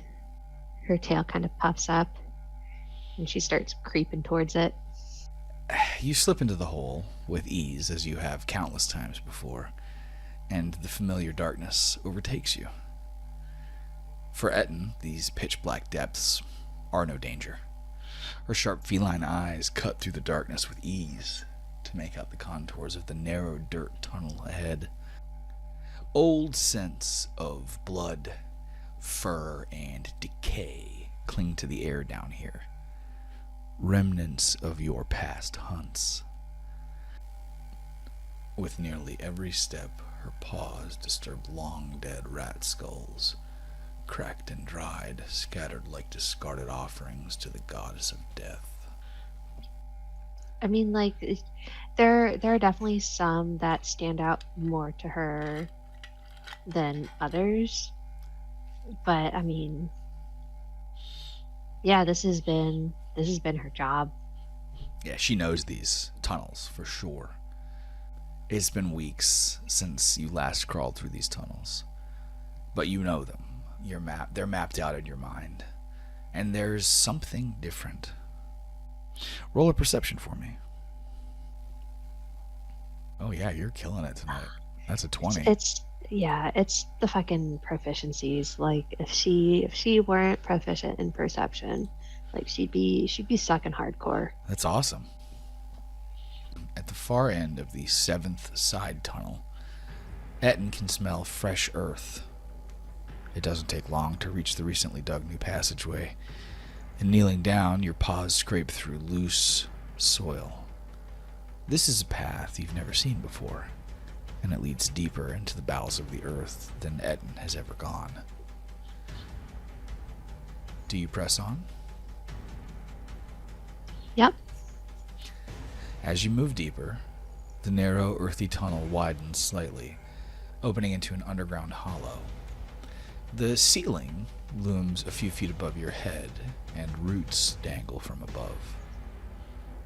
What draws your eye is the dire rat in the far corner of the chamber, moving towards a hole in the dirt floor of the hollow. It is a medium-sized beast, which means that it is about 4 feet long, and I would say about 3 feet tall. It's a big boy. About as big as a large-sized dog. And it's running away from her. It is moving away from her, yes.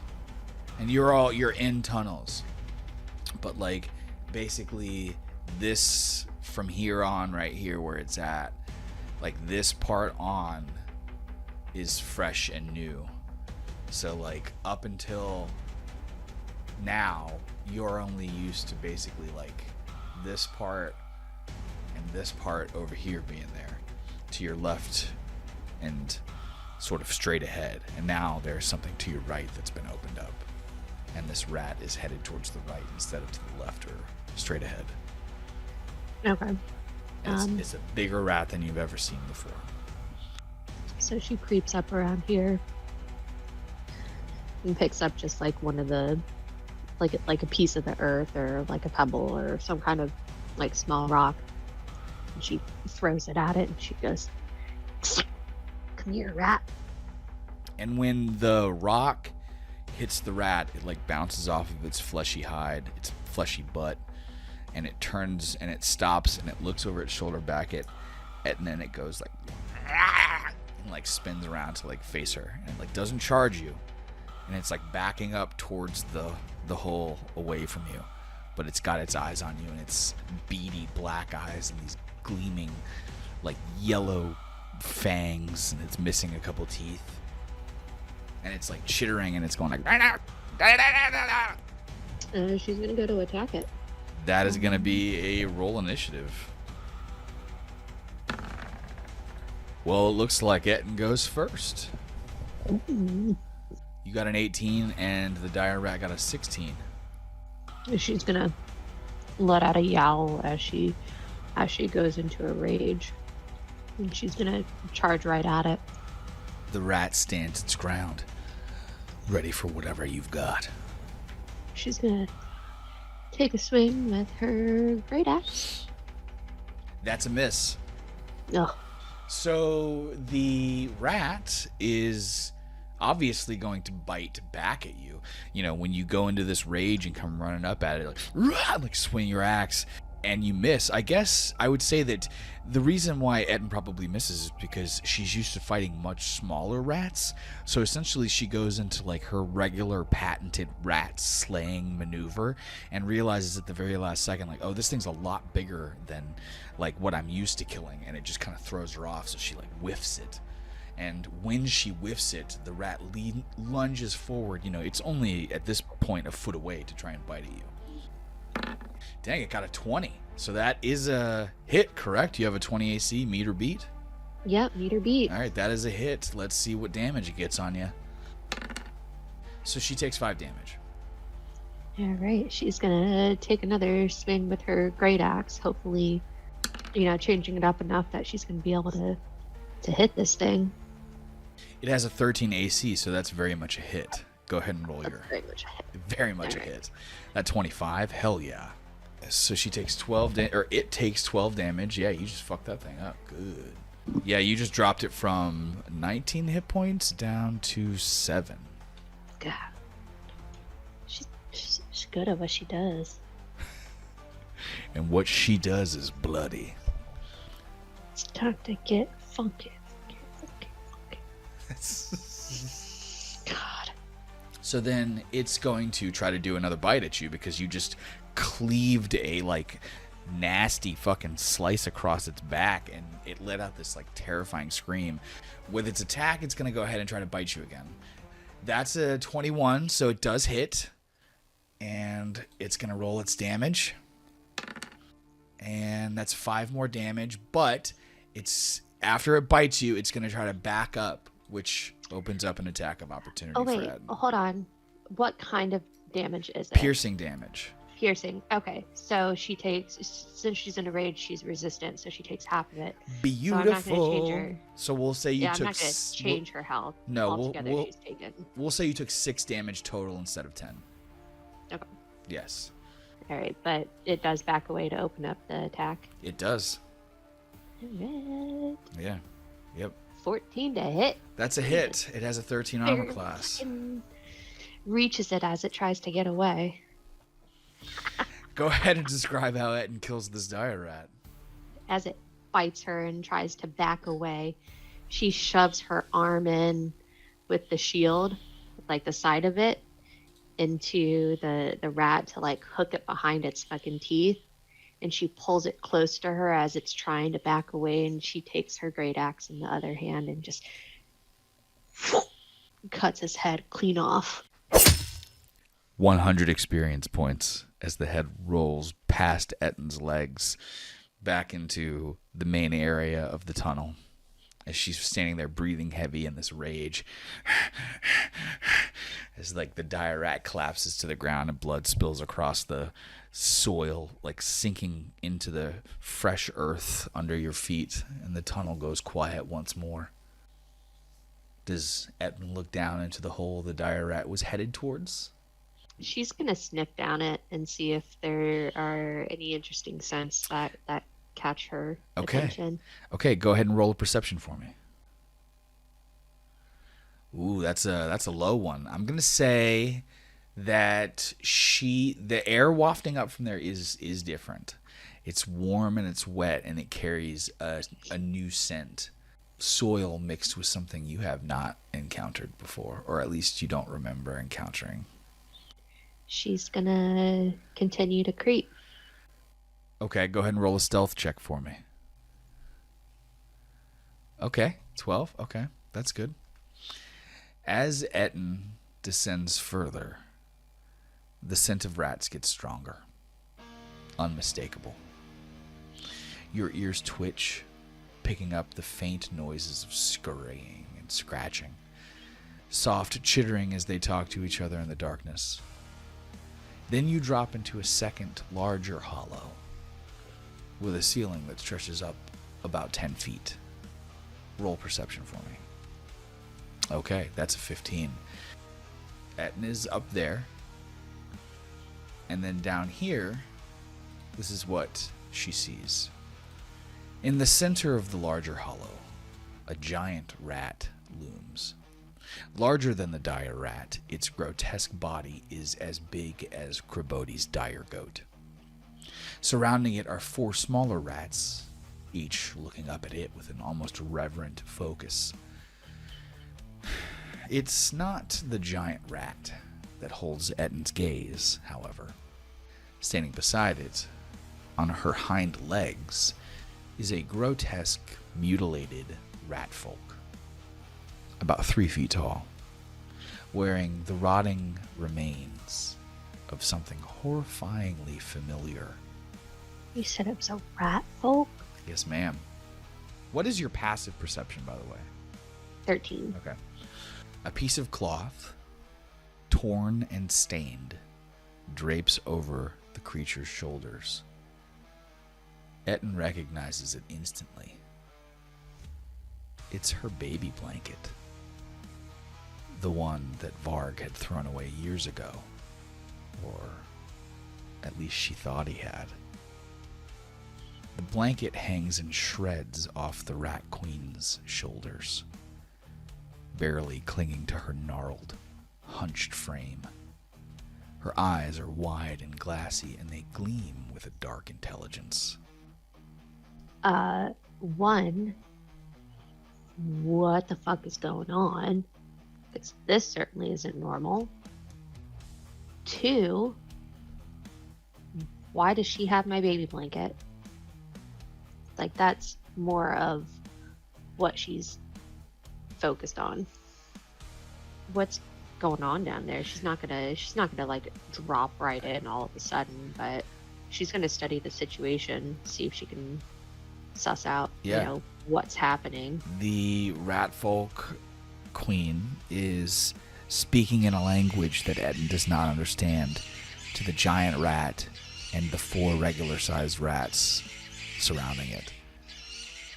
Her tone is frustrated. Ettin's kind of torn. She can't leave this, like, unfinished business as she's about to leave town. So, yeah, okay, fuck it. She's gonna drop down over to, like, here, like, apart from them. And she's gonna yell out, "Hey, that's mine." The moment that Ettin shouts that, time seems to, like, slow as your voice catches the Rat Queen's attention and her head whips into your direction. Her dark eyes just, like, stare at you, and for a heartbeat, neither of you move. Then, with a sound like long, sharp claws scraping over stone, the Rat Queen screams. Like her bone-chilling cry, like it echoes around the cavern around you and the walls themselves. Soil and rock tumbles down above your head, and 24 rats pour out from small holes in the soil and the walls around you like a living tide. Their sharp teeth gnash as they swarm together to form a writhing, squirming barrier between Ettin and the Rat Queen. The ground beneath your feet trembles as the giant rat, now fully facing you, lets out a deep, guttural roar, just like...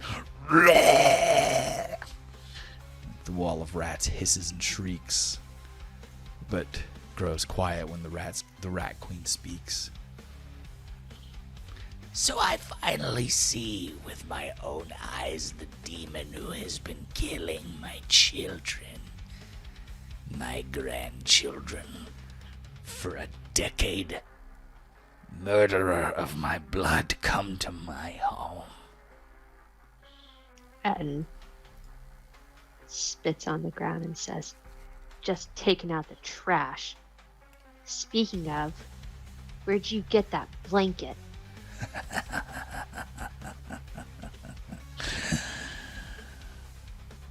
She reaches up with clawed fingers and, like, traces her gnarled nails along the soiled blanket. She goes, "You recognize this? I was forced to take it as a consolation prize. You were smaller than fresh to this place. You had only killed a few of my family then. I came up to see you for myself. I held my hand on your throat.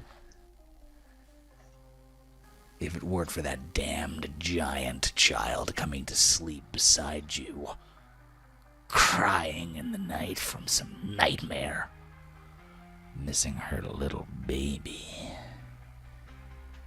her fluffer muffin, I'd have finished the job. So instead I took this." And she caresses the blanket again. "So I could keep your smell close. So I could avoid you on your hunts." And tightens the grip on her battle axe, and she goes, "You should have killed me then, when you stood a chance." You crawled too deep this time, kin killer. I will see you buried down here. you will feed my children and be forgotten to the world above. Fucking dance, trash queen. Oh, God. All right, roll initiative. So the order of initiative goes giant rat, rat queen, Ettin, swarm of rats. The giant rat has a 30 feet speed, so it's going to run up to you and bite. And she is still, I would say, in rage. So that bite misses. Then it would be the rat queen's turn. She is also going to charge towards you. And she's just like, "Rah!" and runs over to you and attacks with her bite. You have a 20 AC, correct? Correct. She missed. Oh, hell yeah. It is now Ettin's turn. As she, dodges to miss both these attacks, she's gonna do, a little spin and bring her axe around, trying to hit the giant rat. Yeah, I have a feeling that hits. That's a 23. This thing's got a 40 AC. No, it's got a 12. It's got a 12 armor class. You 100% hit. Yeah, and that one strike kills it. Go ahead and describe how it kills this giant rat. So as she brings her axe around, she's got her shield up to defend herself from the rat queen, and just buries her axe in the head of the giant rat. And when you do that, the rat queen goes, "No! I will wear your skull as a crown." And then the rat swarm just piles over you. Let's see what we get. 11. That's a fucking miss. So go ahead and describe how Ettin avoids basically getting dogpiled by this swarm of rats. So they're all just trying to bum rush her. So she brings, she finishes the twirl that she's doing and brings the shield back around to kind of push them away to keep them from getting at her. It is now the rat queen's turn. She's gonna try to do a tail lash at you. So as the swarm the rat swarm comes up over the body of the dead giant rat and tries to they're leaping off of it onto Ettin, and they're trying to bite, but as she's spinning the axe, they just keep whipping off of her body, flying into the air. And instead of accidentally biting one of her grandchildren baby rats, the rat queen does this sort of parkour move where she leaps up and puts her foot on the side of the dirt wall, and then spins herself through the air to try to hit Ettin in the face with her tail. And she fucking horribly misses. Nice. She's gonna duck down as she sees this tail coming towards her, and take a swing at the swarm of rats. Hell yeah. Fucking Dude. That's a natural 20, and you got a 26. So they have a 10 armor class, so you very much hit. Go ahead and hit crit damage for me. Okay. So it is down from 24 hit points to 13. She's just fucking stomping them in her rage. And they're just and the surviving swarm it's going to attack, still, again, trying to leap up onto her and bite her enough with the hope of wounding her and tearing her down. Now there's only 11 rats left here. So let's see what they get. They fail horribly. It is now the rat queen's turn again. She is not liking how this is going, so she's going to use her legendary lair action. The rat queen's legendary lair action is Infectious Strike. The rat queen makes a bite attack. On a hit, the target must make a DC 13 Constitution saving throw or be infected with a disease. So the rat is going to try to lunge forward and bite Ettin's neck with her legendary action. And fails horribly. She told him, "Let's dance." And, it really does look like a dance of just how close Ettin is letting her get while like not letting her hit. She's gonna take another swing at this rat swarm. Okay.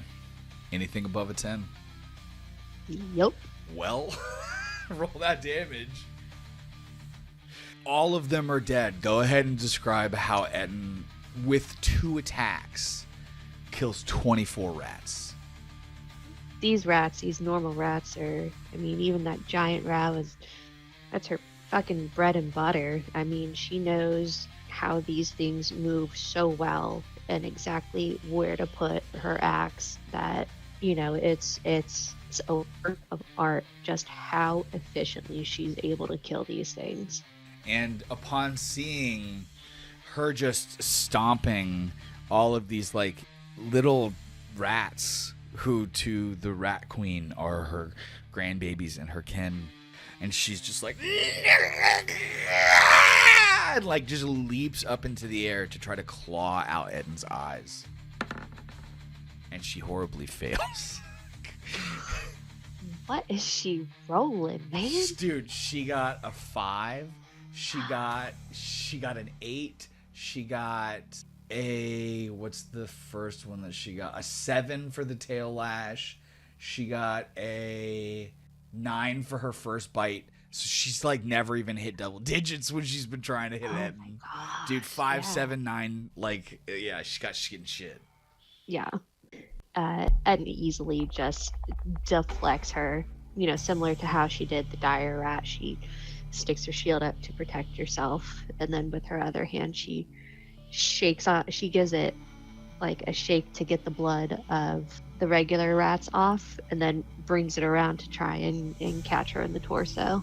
She has a 13 AC, so that is very much a hit.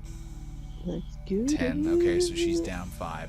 She screams in pain as the axe like buries itself sort of into her like fat belly and grabs a hold of the shaft of the axe and pushes it out of her body, and you can see that she's just layers and layers of blubber, like just so much fat protecting her organs that cleave, though solid, it didn't get deep. She is going to do a multi-attack, essentially trying to tear out your eyes, bite at you at the same time. Fail. She got a 14. I mean, she's gonna keep bringing that axe through her, just trying to do more damage. Roll it.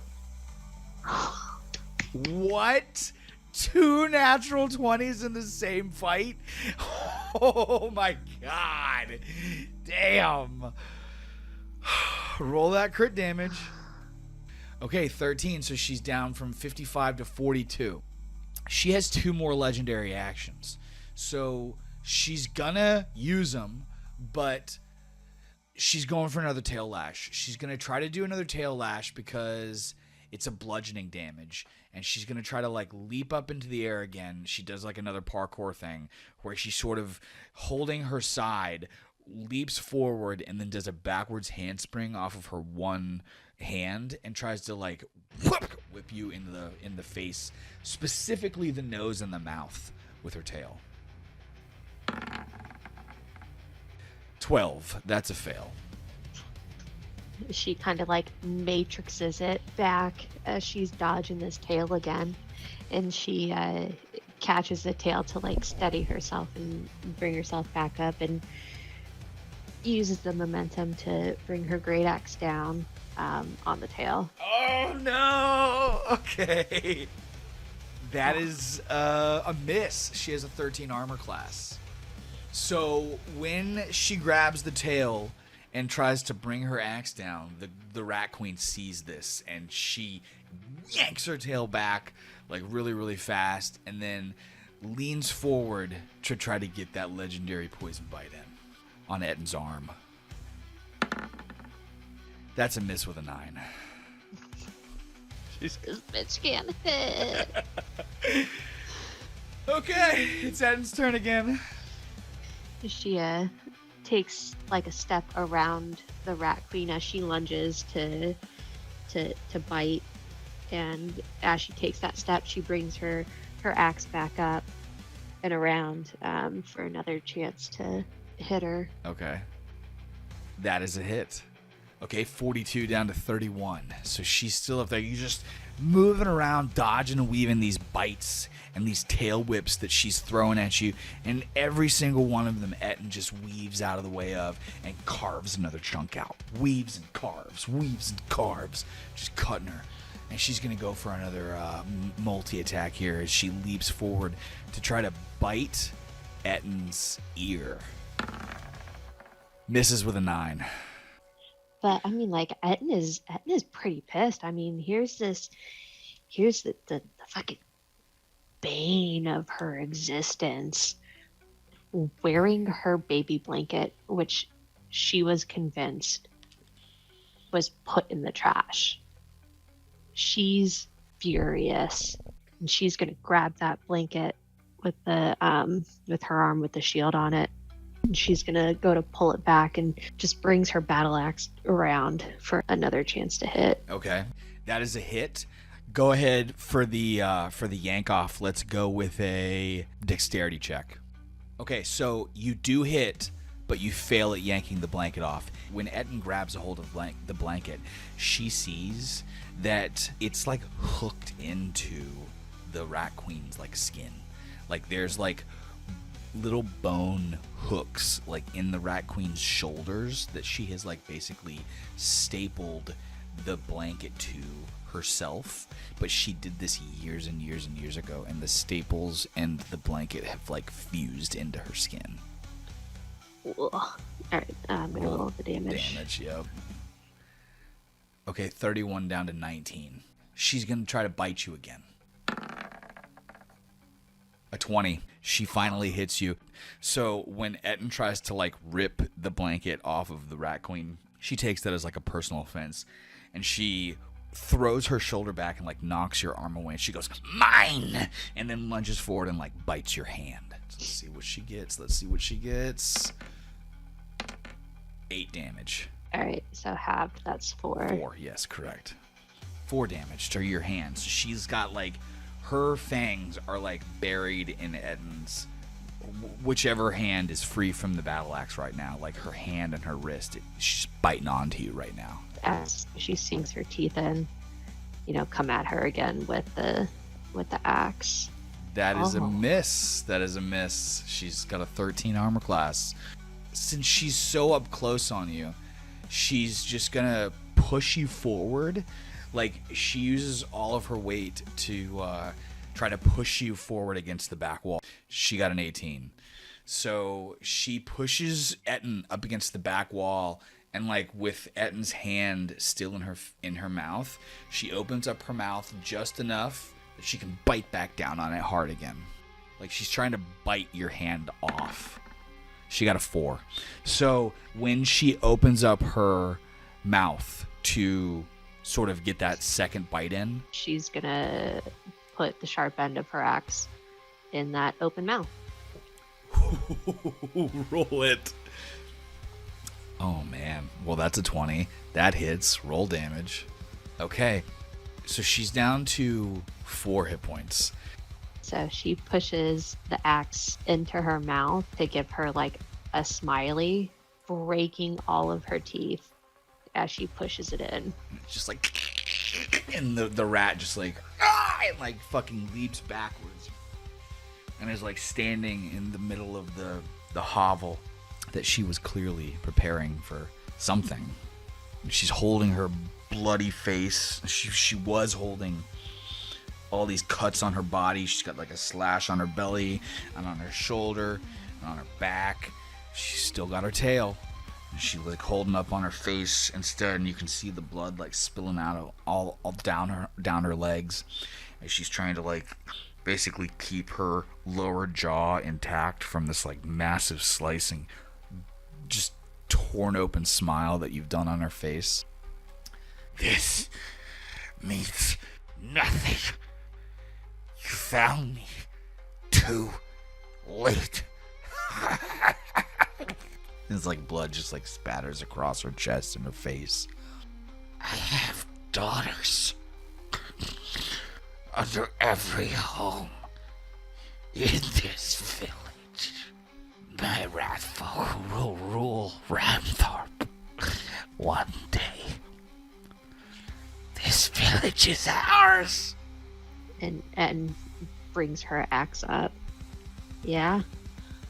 Well, I'll kill him too. As she fucking brings it down on right into the center of her head. Roll that fucking attack for me. That's a 20. Roll the damage. That's an 11. The Rat Queen is dead. As she brings her axe down with all of her might, it splits her head in half, like just clear in 2 pieces. And then after that, it's just like this fucking adrenaline dump. And as she's standing there, hyperventilating almost, she's looking at her poor baby blanket and just how fucking soaked in blood it is. Warped and disgusting. And so instead of taking her blanket, she grabs, whatever crown or thing she has on top of her head. She's wearing a crown of your baby teeth. Of my baby teeth? Yeah. Yes. It's fucking gross. But she takes that and goes to climb out of the tunnel. That was 875 experience that you just got. All right. It's time to level up. Yep. After climbing the ladder up to her seat at the kitchen table, Ettin smiles when she sees the roasted goat testes are still steaming. Her smile widens greater when she sees the 3 thimbles of mead beside the plate. As she takes her seat, she adjusts herself in the specially made tower chair that's tall enough for her to sit eye level at the table. Varg sits at the head, silent with an already half-finished second plate. Across the table, Elska and Ragnus are deep in conversation. And how clean is Ettin?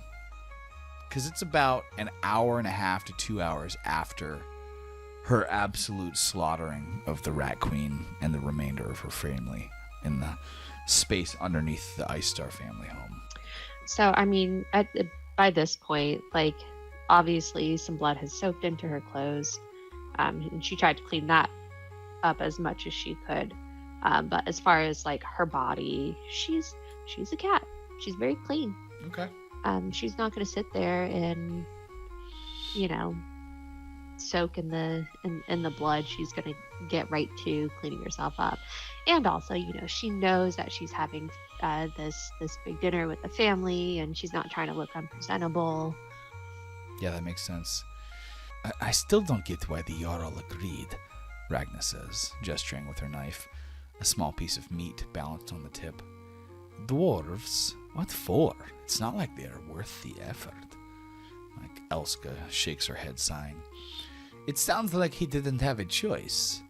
The cloud giants are always pushing for alliances with the smaller folk, in the name of stability.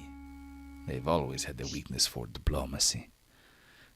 Elska gives Ragnus a pointed look when she says, I've seen the way Prince Garmund eyes you when he thinks no one's watching.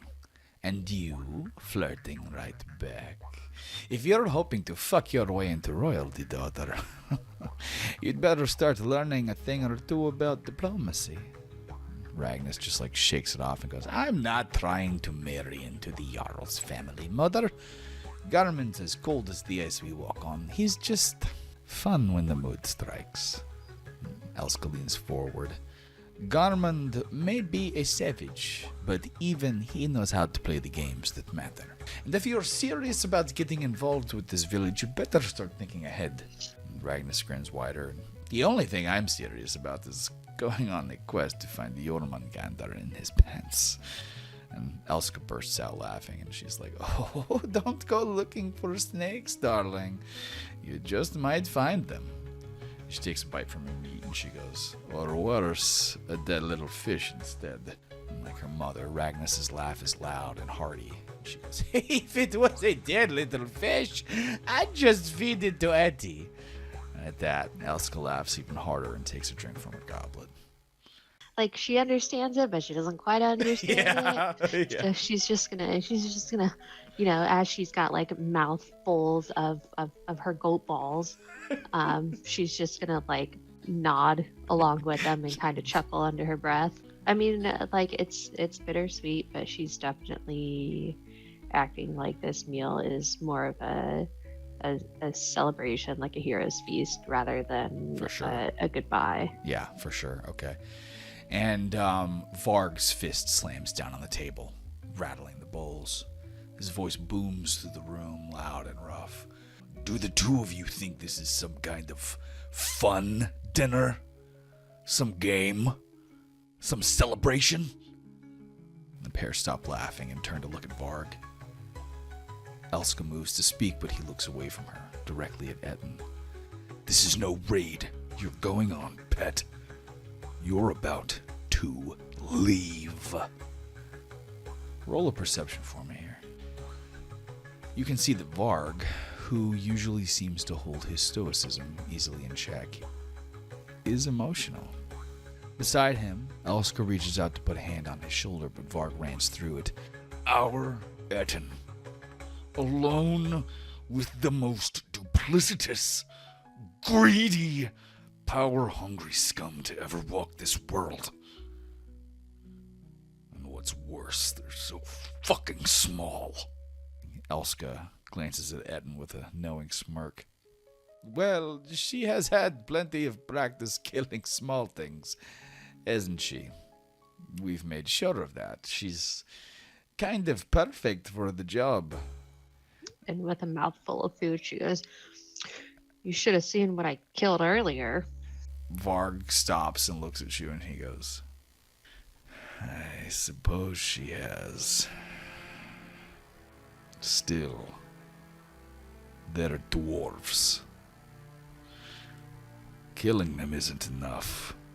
They always wriggle back with more schemes and lies, crawling up from their holes in the mountains. You can't trust anything that small. Their brains are too little to think of anything other than gold. They're not like us. We fight for honor, for glory. But dwarves, they'll sell out their own if the price is right. I hate them. he jabs a finger towards you and he goes, You remember my words. No second chances for dwarves. She's gonna nod very seriously at him. We hate dwarves. Ragnus rejoins the conversation with a soft, She will remember, father. Shifting his eyes from his daughter to his pet, Varg adds, You better. Because the longer you're with them, the more they'll try to make you like them. They're greedy, soft-hearted, and easily broken. We didn't raise you to break. We raised you to fight. To survive. She pounds her little fist on the table and she goes, "They won't get me. I'll get them first." Ragnus smiles, proud, and gives you a little wink. She goes, She won't need any help, father. You've seen her. Tell me about this rat you killed earlier. And he takes a bite of the cooked goat that Elska was carving up earlier. She leans back in her seat and takes one of her little thimbles of meat, and she starts recounting this tale of, this wave of 100 rats that came after her, and this big, gnarly, dire rat that she killed on the way there. And then she goes into detail about what the rat queen looked like, and also something weird. She was wearing my baby blanket. You see, Ettin, this is why you killed them. They are vermin. They are disgusting creatures. You are lucky we found you and brought you here so you didn't end up like them. Disgusting. You should alert the other houses. The Rat Queen said that she has daughters under each of them. They need to step up their game. I will do this. But I doubt anybody will believe you. It is their own fate. And he slams his hand down on the table. She slams hers again too. Ragnus quietly pushes a piece of pie towards you. I was going to share this with Ettin in private after dinner, but since you're so heated up about it, Father, while I was at the market, I ran into Ilsa Egglestadr. Her husband works with the Jarl's dire goat keepers, helping manage the herds. Varg just kind of goes, huh? That's where the caravan is, hidden back there behind the Jarl's hall. 4 big carts, a bunch of horses. She told me that there is 11 dwarves total. 4 drivers, 1 for each caravan. 4 guards. And 1 she thinks is a healer, a woman. And then there's 1 who is some kind of fancy little lord. She said he prances around yelling orders at the other all day. And that they're staying at Elaine and Bjorn's homestead tonight. Varg's jaw tightens at the mention of Elaine's stone grip. Instead of speaking, he stabs another piece of meat with his knife, and his eyes flick over to you. Elska shrugs, nonchalant. It seems like a pretty well-guarded lot for a bunch of traders. Elaine's probably trying to kiss up to them. He's always looking for some way to gain favor. Varg goes, You said 4 carts. With that many travelers, they'll use 2 to sleep. 1 will be for foodstuff and equipment. Elska spears a goat testy on her plate and says, which leaves 1 for secrets. Ragnus looks at you when she says this, but she's talking to her father. I just don't think they pose a threat to her. And even if they did, none of them have seen her fight. Varg stands up from the table without saying a word and disappears down a hallway. Ragnus blinks at her mother and goes, what now? And Elska shrugs. She goes, give him a moment. A few moments later, Varg returns with a large rolled-up map. He pushes aside dishes and cups to clear a spot on the table and unfurls it to show a map of the Scourge Garden. And Ettin has never seen anything like this before. She sees her village up in the top northeastern corner of the icy Scourge Garden, listed as Rhymethorpe, south of the cloud-throne kingdom of the Cloud Giants, which rules this entire country. Pointing to a spot in the southern reaches, Varg says, here. I was young, no older than Ragnus is now. I got separated from my band. I've told you the stories of your Uncle Onyx Darkstar. And Ragnus nods and she goes, I remember him. He was one of the soldiers traded to the Sundering Wildstone. And Varg nods. I got separated from him. And for 3 terrible days, I was prey. And then he looks at Ettin, and he says, a white dragon. One of the old ones. Cruel. Vicious. Thought I was done for nearly 100 times a day. It stalked me. It wore me down. Treated me like I was already dead. They speak things to you in the dark, through the blizzard. It knew things. If I had not found that cave, and his voice trails off for a moment, but he straightens up. I wounded it, but I couldn't kill it. I found a passage that led deep into the Undermountain. If not for that, I wouldn't be sitting here. Ragnus's eyes are huge and big as sausage. She goes, you never told me that! I thought dragons didn't exist in the Scourge anymore. I'm still looking at Ed, and Varg says, at least one does. That's the last thing I can offer you.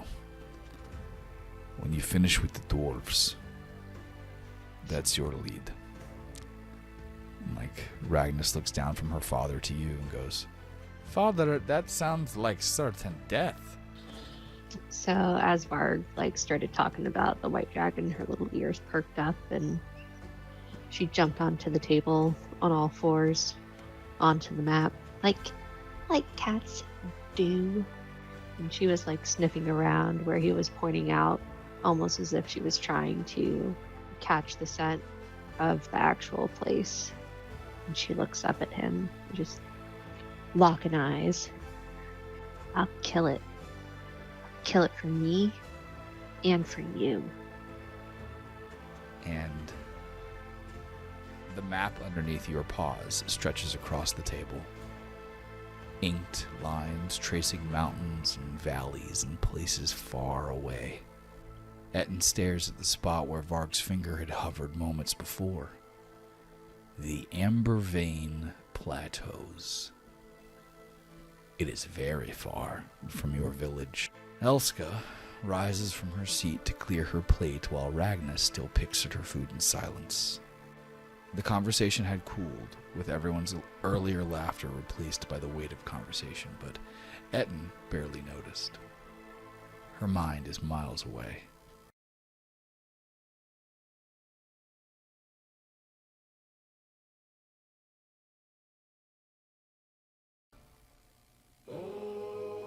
The pre-dawn darkness in the cellar this morning is colder than usual, biting against your fur as Ettin gathers her belongings. She hardly slept, her mind too alive with thoughts of what lay ahead. Towering mountains, strange new creatures, exciting battles. It thrums through your veins like an untamed river, stronger than any moment than you can remember before. For hours, you've laid there on your bed of rat pelts, watching shadows dance across the ceiling, too energized to do anything but dream about the coming dawn. A little while ago, the cellar stirred as Kraboti rose for his morning routine, and like every morning, you heard his gentle humming as it mingled with the faint clink of his tools. When Ettin had stood to say her goodbyes, his face was like pudding, barely able to keep it together. He'd wrapped her up in a giant hug and lifted her right up off the ground. As he holds you, Ettin can feel him start to sniffle along with his shoulders, shuddering slightly. And then a few moments later, he sets you back down, and with a final scruff of Ettin's head, he mutters, You're my favorite cat ever, Eddie. She kind of pats him gingerly on the back and says, Don't worry, Krabby. You won't even miss me. You'll hardly know I'm gone. And if you do, you'll blink, and I'll be right back. His huge lips just quivering, and he goes, Oh, I'll think about you every day. And then, before his tears can fall, you watch as Kraboti turns and lumbers out of the cellar. When he reaches the outer door, he pauses for a moment, looks back at you, gives you a nod with a wordless farewell, and steps out into the pitch morning. Now, as you stand alone in the silent cellar, you glance around at the room one last time. This is it. It's very bittersweet. She's excited to go, but at the same time, she doesn't want to leave her family. She just turns around and gives a little nod of determination. Just heads upstairs. And after she climbs the ladder up to the main homestead, Ettin's a bit surprised to find that a strange silence greets you.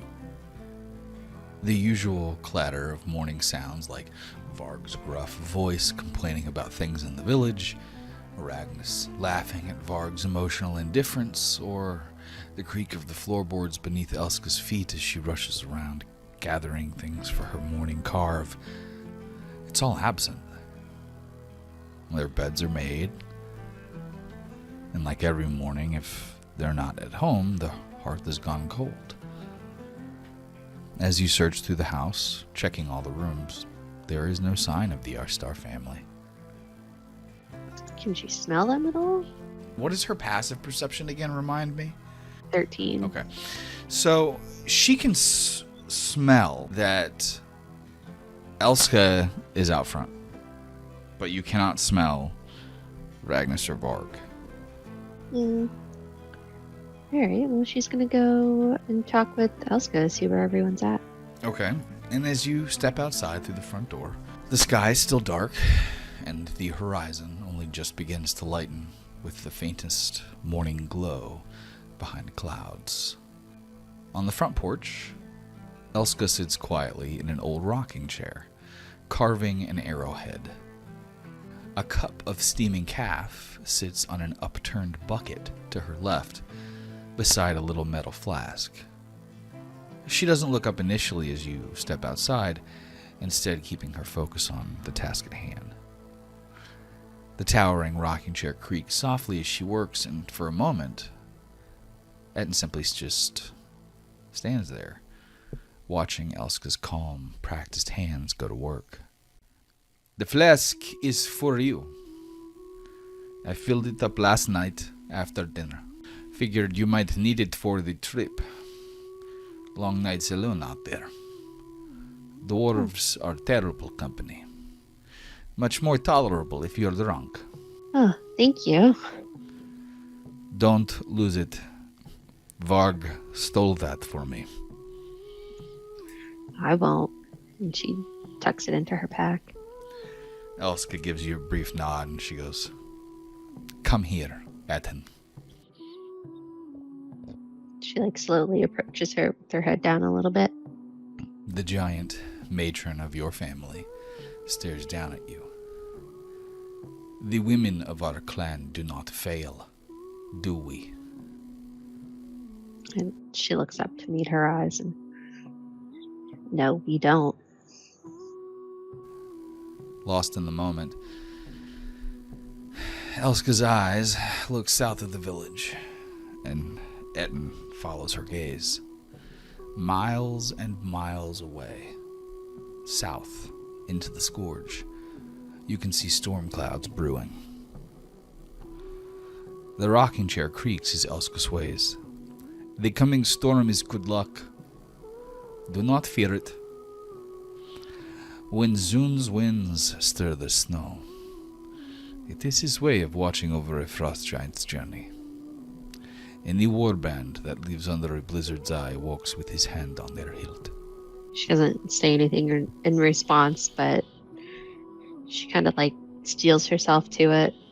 But on the inside, she's a little bit worried.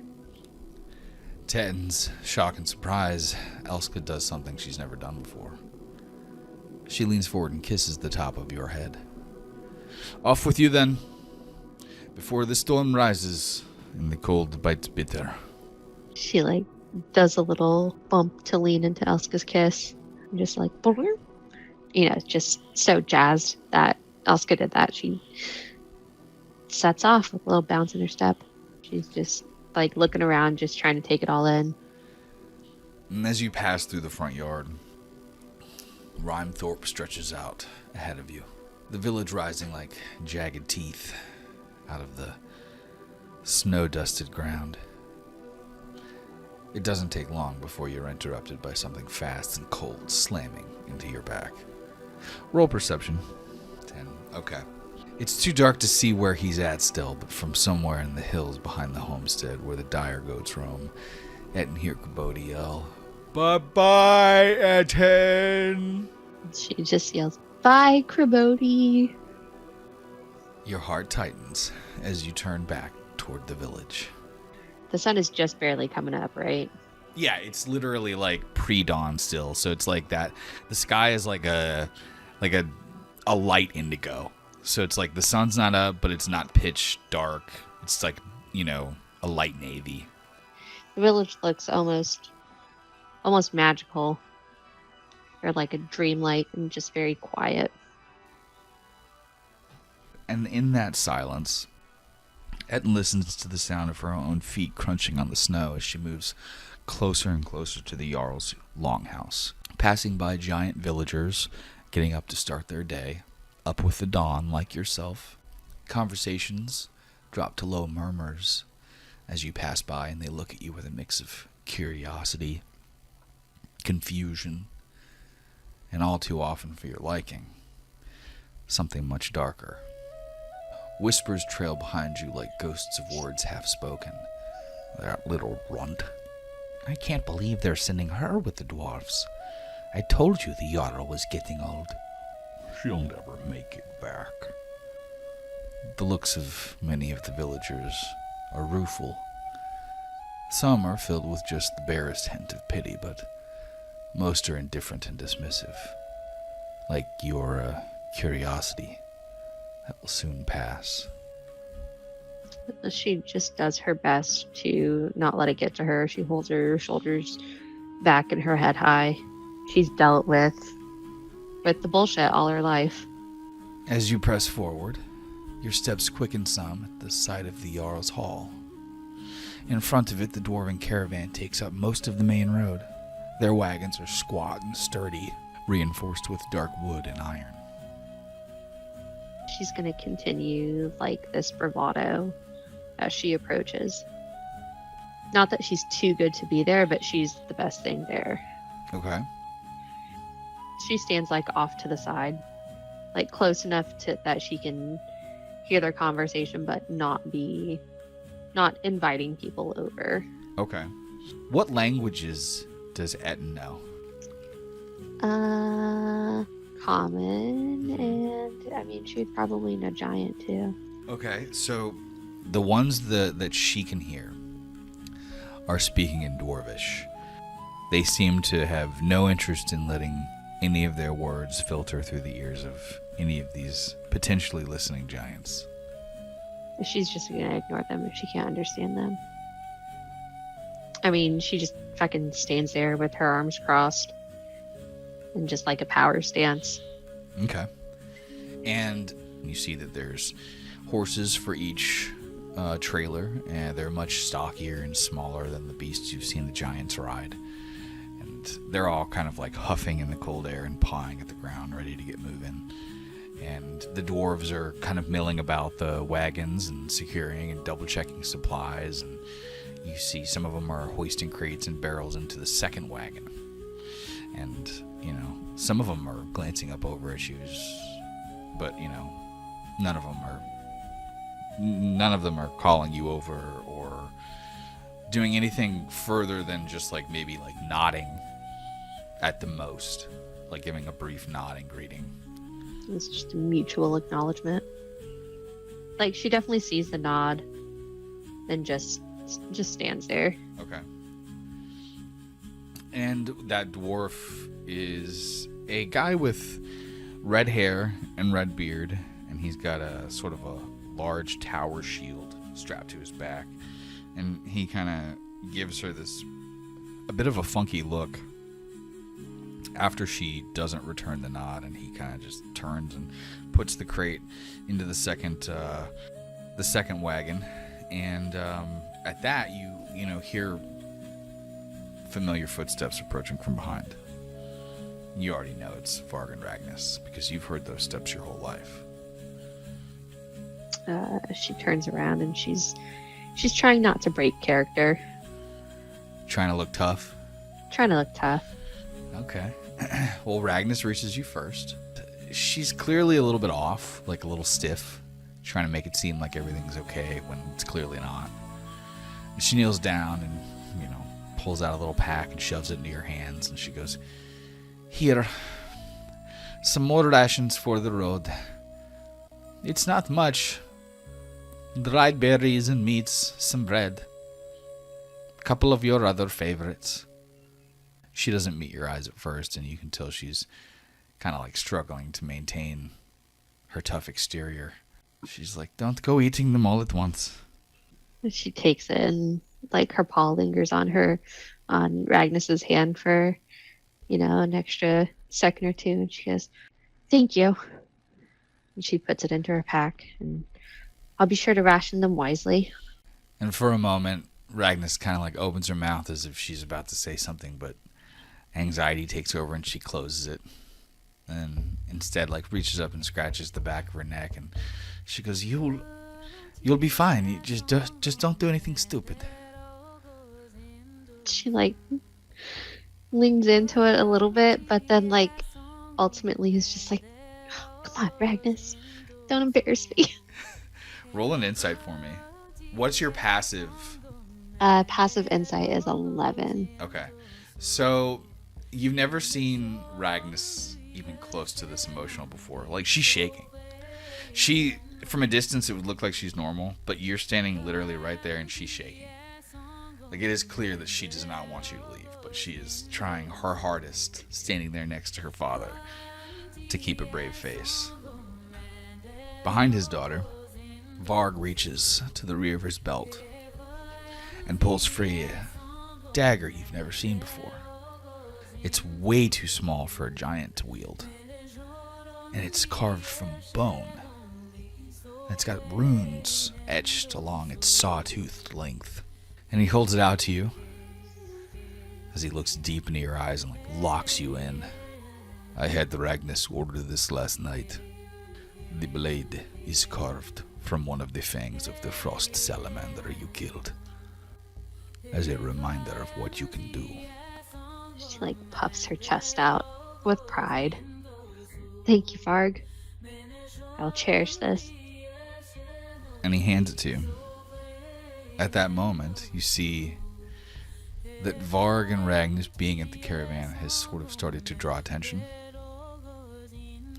And some of the second floor balconies of the village homes are starting to dot with random sets of eyes staring down on you. Now she's getting uncomfortable. She does a little flip of the blade as she checks it out before she puts it away. And then very formally, she says to Varg and Ragnus, she goes, I must attend to my duties now. Ragnus goes to say something, and Varg grabs his daughter by the arm and takes a step back. Keep the frost inside. Let nothing thaw. She gives a nod. Come, daughter. It is time. And he goes to pull her again. And she yanks free of his grip, not giving a fuck who sees. And grabs you in this big, strong, tight hug and says, do not die out there. I'd missed you way too much, and then I'd have to go hunting down whoever killed you, and then that would just become a whole thing, and just come home, okay? She does her best to nuzzle into Ragnus without anyone seeing. She sets you down. Don't worry. I'll be okay. I'll come home. Okay. Just because the night is quiet does not mean the wolves are not watching. Don't forget that. And then she stands up, turns, and walks off with her father. She watches him for a minute and then turns back around and resumes her power stance of surveying the dwarves. What does she do with the dagger / what is actually in your hands, a short sword? She straps it to the side of her pack. She's probably going to check it out more in depth later. Okay. So these are the dwarves that you see. Happy, sleepy, doc, bashful. Yep, that's the ones. So we've got the guy who's clearly the leader of the bunch, who's a sort of a fancy looking noble guy, who's sort of not particularly shouting orders at some of the other guys, but definitely his voice is raised. And then there's a black-haired dwarf who is standing near one of the carts, casually leaning on his warhammer, just kind of watching everything with lazy interest. And then there is the red-haired dwarf that you saw earlier, and you see that he throws a sack of grain into the second covered wagon. And then there's another dwarf. She is sort of just standing by the front cart, seemingly talking to herself. Ettin is not going to go and help them because She doesn't do no work for them. Okay. Go ahead and roll an insight for me. It's gonna be awful. Oh, never mind. 21. It's not 20. Okay. So she definitely, as she's watching all of these dwarves, she's never seen small folk before, as far as she can remember. So seeing this large group, because it's more than the ones that I described, there's other guards and there's also carriage drivers as well. So it is definitely an experience.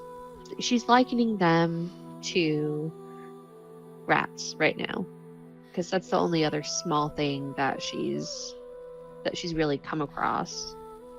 So, I don't want to say she doesn't view them as human or like sentient creatures, but she's like kind of unsure what to make of them yet, because they're small like rats. So they're like animals to her. Yeah, more animal than human, definitely. I mean, like she knows that they're not animals, but she's not like running to associate with them. Definitely. I would say it takes about a further half hour of them continuing to sort of finish packing their belongings brought in from both the Jarl's Longhouse and Bjorn and Elaine's homestead. And eventually the sort of leader of the group, this older looking dwarf, kind of walks up to you, and you can see that he's got really sharp and calculating eyes, and you get the feeling that there's very little this old guy misses. And he kind of sizes you up and he goes, "So you're the guide then?" I don't know about a guide, but I'll make sure you guys get where you're going. And he nods and takes a hit off of his pipe and reaches a hand out to shake. "Glad to hear it. Lord Thrain Imrabeard. These big bastards give you a name?" She looks at his hand before she uncrosses her arms and, gives him a nice firm handshake, and she just goes, "Ettin." "Ettin? Of course. Well, you're with the NLPC now." And he points to the covered trailer at the rear of the caravan. "You'll be sleeping back there. So go ahead and drop off your gear and get settled in. We'll be leaving any minute." She doesn't say it, but as she's like walking towards the back of the caravan, she's like, "What's wrong with my name?" So when she gets back to the back of the caravan, you hear Lord Imrabeard bark another order having something to do with one of the wagon's back left wheels. You lose his words on the wind when you pull the rear wagon's flap aside and peer within. The space is cramped, and immediately you're hit hard by the scent of old wood and leather. The wagon has been outfitted with 6 bunked cots, 3 on each side, with just enough space between them to squeeze through. The bunks look dwarven made, sturdy and practical, but rough around the edges like everything dwarves make. The only empty cot is a top cot in the rear, closest to the flaps. It's not the best spot. The cold air seeps through the thin canvas right by your head, but at least it's yours. So like she can very comfortably fit in these beds, but all she can think about is how fucking small they are. It's strange, this dwarven wagon, these dwarven beds, everything feels foreign and unfamiliar. Like, obviously, it's all the same shit that you're used to the giants having, but it's all just different.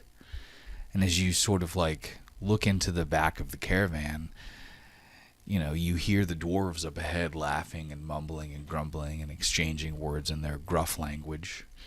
You're just kind of looking at this weird aesthetic that you've never seen before. It's just all small. Like, it's just all wrong because it's small.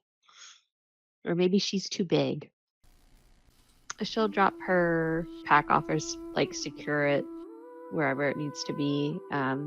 and she'll roll out her little rat pelt on her covers. Okay. And as she's doing that, the wagon driver for this trailer, who's this dwarf who's got like this thick sort of auburn hair, and he's a bit younger than the other males, and he kind of comes around and drops his pack off as well, and he's got frost on his eyebrows, and he doesn't notice you at first because you're kind of in the back and in the dark and you're putting your stuff up, and then he sees you, he goes, "Oh!" And just stares at him. And he sort of takes a couple steps back away from the opening flap and like puts his hands up. He's like, I don't mean you no harm. I don't mean you no harm. She just like lets out a low growl. Guys, there's something back here. There's something back here in this thing. In the trailer. You hear kind of like a bunch of footsteps come like running up around. And you see the black-haired dwarf and the red-haired dwarf, and they've got their warhammer and their great axe like at the ready, and they both kind of see you, and the black-haired dwarf goes, "Gunner, that's the goddamn wilderness guide. But I thought it was going to be a giant, Bazrin." And the black-haired dwarf, whose name is Bazrin, goes, "No. Instead, they sent one of these things with us." And Gunner, the little driver dwarf, goes, "Oh, okay. Is it friendly?" And then the red-haired dwarf just goes, "I don't know," and like pats Gunner on the shoulder really hard, kind of like pushing him back towards the open flap of the caravan trailer, and goes, "Why don't you ask her?" He like stumbles back up towards the open thing, looking up at you all awkwardly. She's done putting her step away, and she's still got the little growl on. And she wants to get out of the caravan now, so she just says, "Move." Gunner steps aside. And she walked out of the carriage, I guess, into this semicircle of dwarves surrounding the back. There's three, yeah, I guess, sort of, technically. Yeah. When she gets out there and she stands up, she's what, like maybe she's a foot and a half taller than them? Like okay. Just enough that she can, like if she were face to face with one, she could look down her nose at him. Okay. So she's probably like 5'2", 5'3", then, I would say. Okay. She just draws herself up to her full height and crosses her arms again. "When do we leave?" The red-haired dwarf goes, "I wouldn't worry too much about that. We're going to be getting out of here real soon." As he walks off away from you, sort of up towards the front of the caravan, he sort of side-eyes you as he passes by, like hefts his tower shield up onto his back again and goes, "Don't expect me to pull your weight if things get south out there. You just keep us on the right path, and I'll keep the arrows out of your back. Deal?" "I won't need any help, but if you feel the need." He just like shakes his head, like chuckling under his breath as he keeps walking. Gunner follows after him, kind of nervously looking over his shoulder back towards you, leaving the last dwarf remaining, who's got black hair and a thick black beard. And he looks at you and kind of gazes down at the bone short sword that Varg gifted you and goes, "Nice blade. Never seen one like that. You carve it yourself?" "No, it was a gift." "Pretty damn nice gift. Bazrin Bloodaxe, I'll be putting down any trouble we run into out there. How much experience have you got with a weapon like that?" And then he kind of like looks at the axe on your back as well. "Ettin. What I lack in experience with this," as she like thrusts out her hip a little bit, she says, "I make up for it with this," and like shows him her axe more. "That one's nice. I've got one of my own up in the first carriage." "It's better for killing rats." "Oh yeah. Well, I don't know how many rats we'll be seeing on our journey, though. Hopefully not many. Nasty little buggers." "I'll make quick work of them if we do." "Good to know. I'll let the Lord know you're ready to go." And he just kind of like gives you a nod and says, "Nice to meet you, Ettin." Walks off. She nods back at him but doesn't say anything. But in her mind, she's thinking, out of all of them, he's not terrible. As he walks up towards the front of the caravan, And Ettin is thinking that and like following, him on his way. She sees that the woman dwarf passes by him on her way towards you. And she's kind of got her hands in her pockets and her shoulders are like stuffed up around her face like she's cold. And she's wearing furs over her chainmail armor. And she goes, You look cold, but you're not, are you? And she like kind of like mentions or like nods towards like your fucking majestically just flowing hair in the snowy morning. She's going to flick her tail in front of her, and she's going to say, I'm used to it. Oh, I wish I had fur. Yours is so pretty. It's so much colder here than where we come from. Like a gazillion degrees colder. She reaches out a hand to shake, and she goes, Christina Gale. And not knowing, like, how to take this, she just goes, okay. And she shakes her hand, and she goes, my name's Ettin. Well, Ettin, I hope you know what you're getting into. Our last guide had a hell of a time. And she kind of like turns and looks towards the exit of the village, like where you see the blizzard clouds just way off in the distance. And she goes, the Scourge has ways of swallowing the unprepared. You've done this before, I take it? Did you just get 2 nat 20s in a row? I just got 2 nat 20s in a row. Holy shit. Okay, so yeah, she very easily can straight up lie to this woman's face and she will believe anything you say. I'll get us through. The storm will guide us. Good. That's comforting to hear. You look like you've got the edge of the wild on you. I have no doubt you'll get us where we need to go. Yeah. All right, well, I'll see you at the midday lunch then. And she like turns and walks away. Ettin doesn't really know what to do. She's just going to keep watching, waiting for them to all set out. Yeah, that's fine. She doesn't really have anything to do. Yeah, and I don't think she would even help them if they asked. As Christina gets back up to the front of the caravan, you see that the other dwarves have sort of started to gather back around Lord Immerbeard near the front of the lead cart, and they all kind of fall silent as they wait for him to speak. And without raising his voice, begins to address all of his people in Dwarvish with sharp, kind of clipped words that are alien to your ears. Though you don't really understand any of it, the cadence of his speech is firm. The steady beat of a hammer against an anvil. Like he's giving a speech. You know that much, at least. The other dwarves all listen intently, nodding in agreement. Immerbeard's speech doesn't last very long, and as he finishes, they all respond with a single unified grunt. Then, one by one, the dwarves climb onto and into the carts, accompanied by the creaking of wagon wheels and the jingle of reins as the drivers start to take their positions. You catch glimpses of Bazrin and Christina climbing into the first cart as Childer approaches yours. Without a word, he passes through the flap and takes a seat on his cot. He doesn't give you a nod or say anything as he passes by you. I guess she's gonna jump onto the cart with Childer. Okay. And when she does so, he says, I don't want it colder in here than it needs to be. She just responds, it's fine. She leaves them open because she's just gonna sit there like right on the edge And watch out. and of watch. Him. Yeah. When he sees that, he definitely grumbles under his breath, but he takes a seat on his cot and kind of leans back and puts his head down on the pillow. He says something in Dwarvish that is probably pretty offensive, but you don't know Dwarvish, so you don't know either way.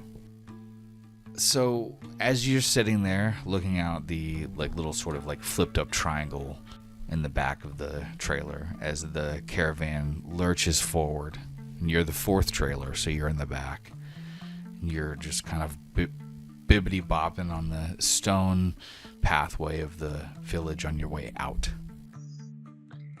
And she's just watching it go by, just like silently saying goodbye.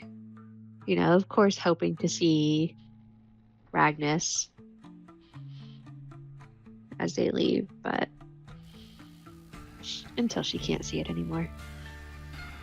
Just as you're about to cut around a rocky edge, you finally catch on the edge of the village 3 teeny tiny figures, yet unmistakable even at this distance. Varg, Ragnus, and Elska all stand together, watching you disappear into the snowy air. Ragnus raises her fist. Her mother and father follow. And then the caravan rounds a sharp bend and the jagged walls of the craggy mountain pass overtake you. And within moments, Rhymethorpe disappears from view, swallowed by the twisting path and the roiling snow. 3 hours later, the caravan rolls onward, winding its way south across the veil-shard plains, where jagged frost-covered stones jut up from the earth like frozen waves in a tumultuous sea. The vast expanse is cast in a bluish light as the rising sun battles through banks of clouds. Through the heavy mist, far off to the caravan's right, you can see a line of mammoths moving with a slow grace. There are dozens of them. You watch as the largest raises its trunk and releases a trumpeting call resounding across the plains. Ettin's seen plenty of mammoths before. Many reavers use them during raids as mounts, but she's never seen so many in one place, let alone wild and running free. So she definitely does notice, like, there's something different about seeing them this time, and she's pretty sure it's because she's in this small cart. They seem just like more free. They seem more energetic. She's also never seen any babies, and she notices that there's a bunch of younger ones sort of running up in front of the herd, like out ahead, like playing around the leaders of the pack. She's getting worried inside at just how many small things there are in the world. She looks up and sees a flock of birds passing above you and high in the sky, migrating in the same direction that you are. And she can hear in the fields the beating wings of the winter beetles, licking the morning sugar dew off of the ice reeds. And the trailer creaks beneath her. Everything's starting to feel just like a little more claustrophobic. Go ahead and roll a d10 for me. 7. Okay.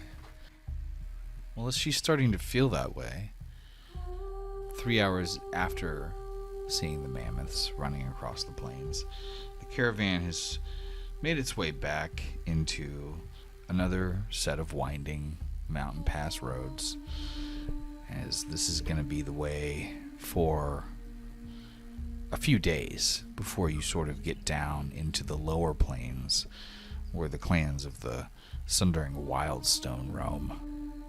The blizzard, while still not being directly overhead, is close enough to be casting pretty good heavy snowfall on the road as you're continuing to move forward, and it is sort of adding to the claustrophobic feel that Ettin feels as it's blanketing out the sky and blanketing out really kind of anything further than maybe 300 to 400 yards behind the caravan. She's watching everything just sort of get erased into the white. But eventually, Lord Imrabeard calls out from the lead wagon, "Everyone hold! We'll rest the horses and take our meal here." The drivers all shout back their responses, and Ettin watches as the caravan slows to a stop.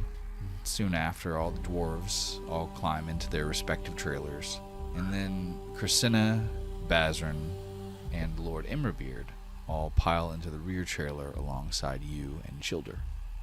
As you watch, Christina pulls out a thick, worn blanket and lays it across the floor. She kind of smooths it out. She takes a seat on the bed beside Bazrin and looks over at you, and she says, I hope you'll eat with us. And then Lord Imrabeard takes a seat next to Childer, hitting his feet and sort of like knocking them to the side to wake him up. And you watch as they all start to sort of lay out their snacks and pull out their drinks. Ettin climbs into her bunk to eat her snack, but she does button the hatch. Okay. After she buttons the hatch and she turns to climb up onto her bunk, you see that Lord Imrabeard kind of like has his hand out, and there's this hunk of lumpy blue spotted cheese in his hand. And he goes, here, try a bite. And it's blue cheese. But Ettin's never seen it before. She takes it because she doesn't want to be rude, and she pulls out a hunk of dried goat meat from her pack in exchange. And he takes it and he goes, Kilraven's finest. Very sharp, very high-noted. Thank you very much. You're welcome. As she takes a bite of the blue cheese. does Ettin like it? She doesn't like it. Okay. So what is Ettin thinking or feeling as she bites into this cheese that she absolutely hates? You know that weird thing that cats do when they got something stuck on their tongue? Yes. And they're just like just trying to get it off, and they just stick out their tongue? That's what Ettin does. As she hands it back to him, like with the bite out of it. And at the end, like right before he takes it back to her, she does the like almost vomit that cats do. The gag. He goes, ho, settle there. It's not for everyone. I see. All right. Yes, your goat cheese is much milder. He like fucking takes the blue cheese and like breaks it up into crumbles and lays it across a slice of bread for himself that has sliced meats on it and folds it up and like takes a big bite and he goes, But us dwarves love it. She goes to take a swig from the flask to get it out of her mouth. It's some kind of like distilled liquor. And I mean, it's pretty strong. It's got to get a giant fucked up, so. Yeah. She takes one sip and just drops. Well, it's not that bad, No. but I mean, like, yeah, like that's all she needs is one sip, and she's warm inside now. Okay. That makes sense. I like that. That flask will last her the entire year. Yeah. So she climbs up into her cot. They're all kind of talking again, and their voices slip back into Dwarvish. As she's rummaging around, she, discreetly tries to take out her Ragnus blanket a little bit. Aww. Just give it a sniff. Aww. Nobody notices. Nobody sees. They're all hungry, and it's cold out. These are dwarves. They're not used to the cold. None of them are looking up at you. None of them are worried about you. She pulls out some of the jerky and just kind of chews on that as she watches them from up in her bunk. Okay, and that's one of the things that she notices. They don't seem to care that she's there. Not in any kind of like negative or hostile way. They're just not threatened by her, It's not the vibe that she got from Varg. Yeah. Like, they're not threatened, and also they're not disgusted by her. No. So after, a couple minutes, Bazrin finishes eating like his little hoagie that he had made for himself, which was almost entirely just purely slices of onions, pickled egg, and herring. It smelled incredible to Ettin, and he stands up and he picks up his warhammer that he had leaned up against the inner wall of the cabin inside, and he kind of like flips it back and forth in his hands a little bit as he looks up at you. You ever hefted one of these? And he kind of shifts it up and raises it above his head.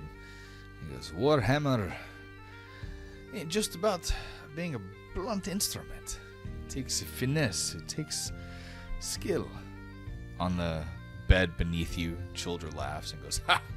Only finesse I've seen from you is you trying not to trip over your own feet swinging that dumb oversized club. And then Bazrin pops one of the little hunks of blue cheese into his mouth and, Don't let him fool you, kid. In my hands. And Childer interrupts him again and goes, In your hands that thing's a battering ram with a mind of its own, and that's about all it's useful for. Bazrin flicks a piece of blue cheese over at him and goes, "This battering ram has saved your hide more times than I can count." And the two dwarves kind of just chuckle and flick little cubes of blue cheese back and forth at each other as Lord Imrabeard looks first at the warhammer and then up at you and raises an eyebrow and goes, "I wondered if she could even lift it, seeing as how that thing is nearly as big as she is." And Bazrin kind of laughs and then looks over at you and goes, "Oh, she's welcome to give it a try." He holds the warhammer out towards you with both hands, waiting to see if you'll accept the challenge. Nice. Yeah. Yeah, so she jumps down from her cot and goes over and fucking stares him down as she picks it up. Roll a strength for me. This is a Like, dwarven straight- war. Yeah, just roll a straight strength. strength. This is a dwarven warhammer. It's carved fully from stone. 22. That is very much a success. I mean, she's just staring at them, not at Bazrin, but more at Childer, who was like, "Yeah, she can't do it," and she there's not a whole lot of room No, not in much. this trailer, but yeah, she just takes it with ease and gives it a little spin as she sets it on her shoulder. And Bazrin goes, "See there, my lord. I always say it's not just the size of a thing. It's the soul behind it." Childer narrows his eyes at you and clearly a little embarrassed and annoyed. Beside him, Christina looks at you and her eyes are soft but serious. With a little smile, she gives you a kind of approving nod as Lord Imrabeard chuckles to himself and goes back to the salad that he made. She hands it back to Bazrin. "It's a pretty nice weapon you got." Dwarven forged, my dear. I made it myself back in Kivar Kildara. Would you like to know its name? You name your weapon? Oh, of course I do. Every warrior who knows his own salt, or her own salt, names their weapon. Especially if you've gotten a kill with it. She goes, "You name your weapons giant names?" He goes, no. You give it a name so people know it means business. And then he taps it slightly on his own temple, and he goes, "This, darling, I call the kneecapper, because if I hit you once in your leg is dead." Oh.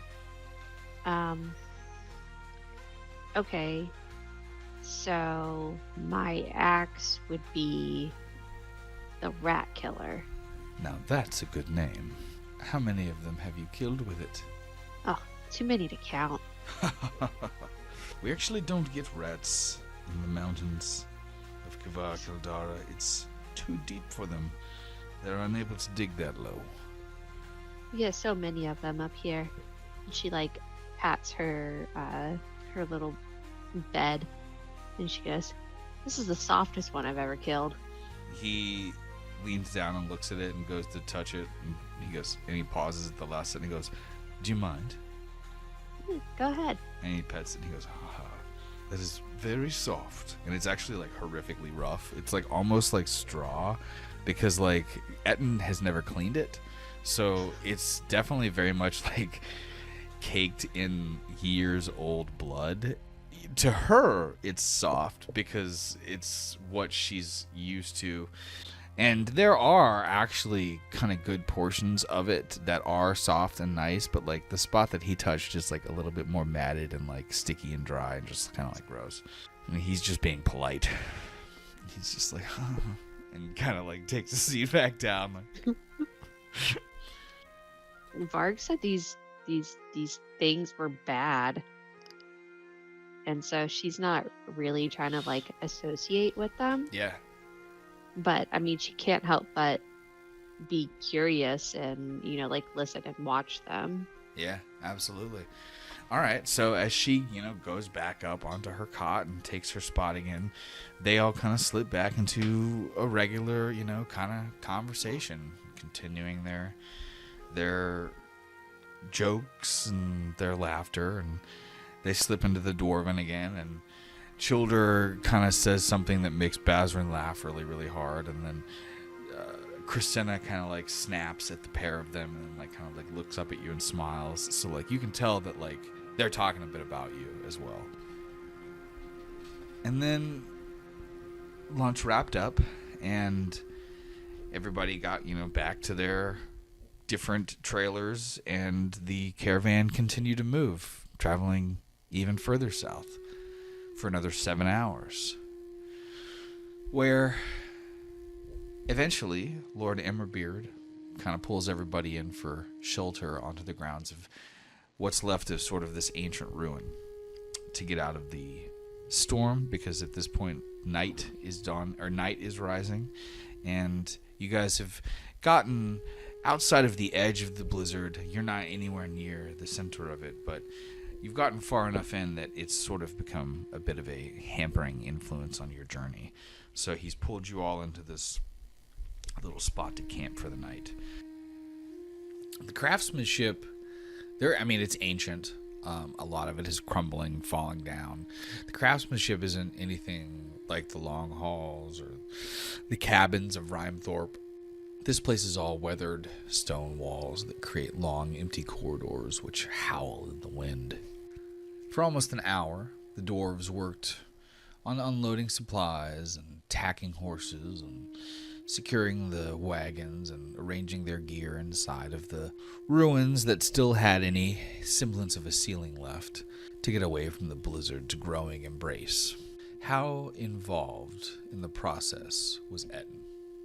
Again, not like super involved. I'll say like she notices they're having trouble getting the fire lit, so she's going to help with that. Okay. Go ahead and roll a survival for me to see how well Ettin is at getting this fire going inside such a cold place with wood that is, while very dry, also very cold. It's 11. Okay, an 11. So go ahead and describe how Ettin gets this fire going. So she notices them like sitting there futzing with it, like not being able to get it to light. So she just walks over and she goes, "Here, this is how you do it." And she gives the flint a couple of strikes, blows on it to feed it some air, and holds her hands like closer than you probably normally would for a regular temperature fire. And she says that the trick is you gotta hold the heat towards it more. And Christina walks up and she goes, "You're paying off on the first day." Seems like there's more for you guys to learn than I thought. Childer, as he's like walking up, laughs and sits down. "I think she's gonna fit in just nice around here."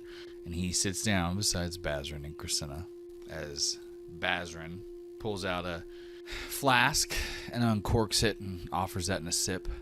"This is a family recipe. There's some fancier name, but my father always called it the Blood Axe Brew." She takes it, gives it a swig. She hands it back to Bazrin and she sticks close with him. And the swig that she takes from the flask is strong. It's not as strong as what Elska put in her flask, though.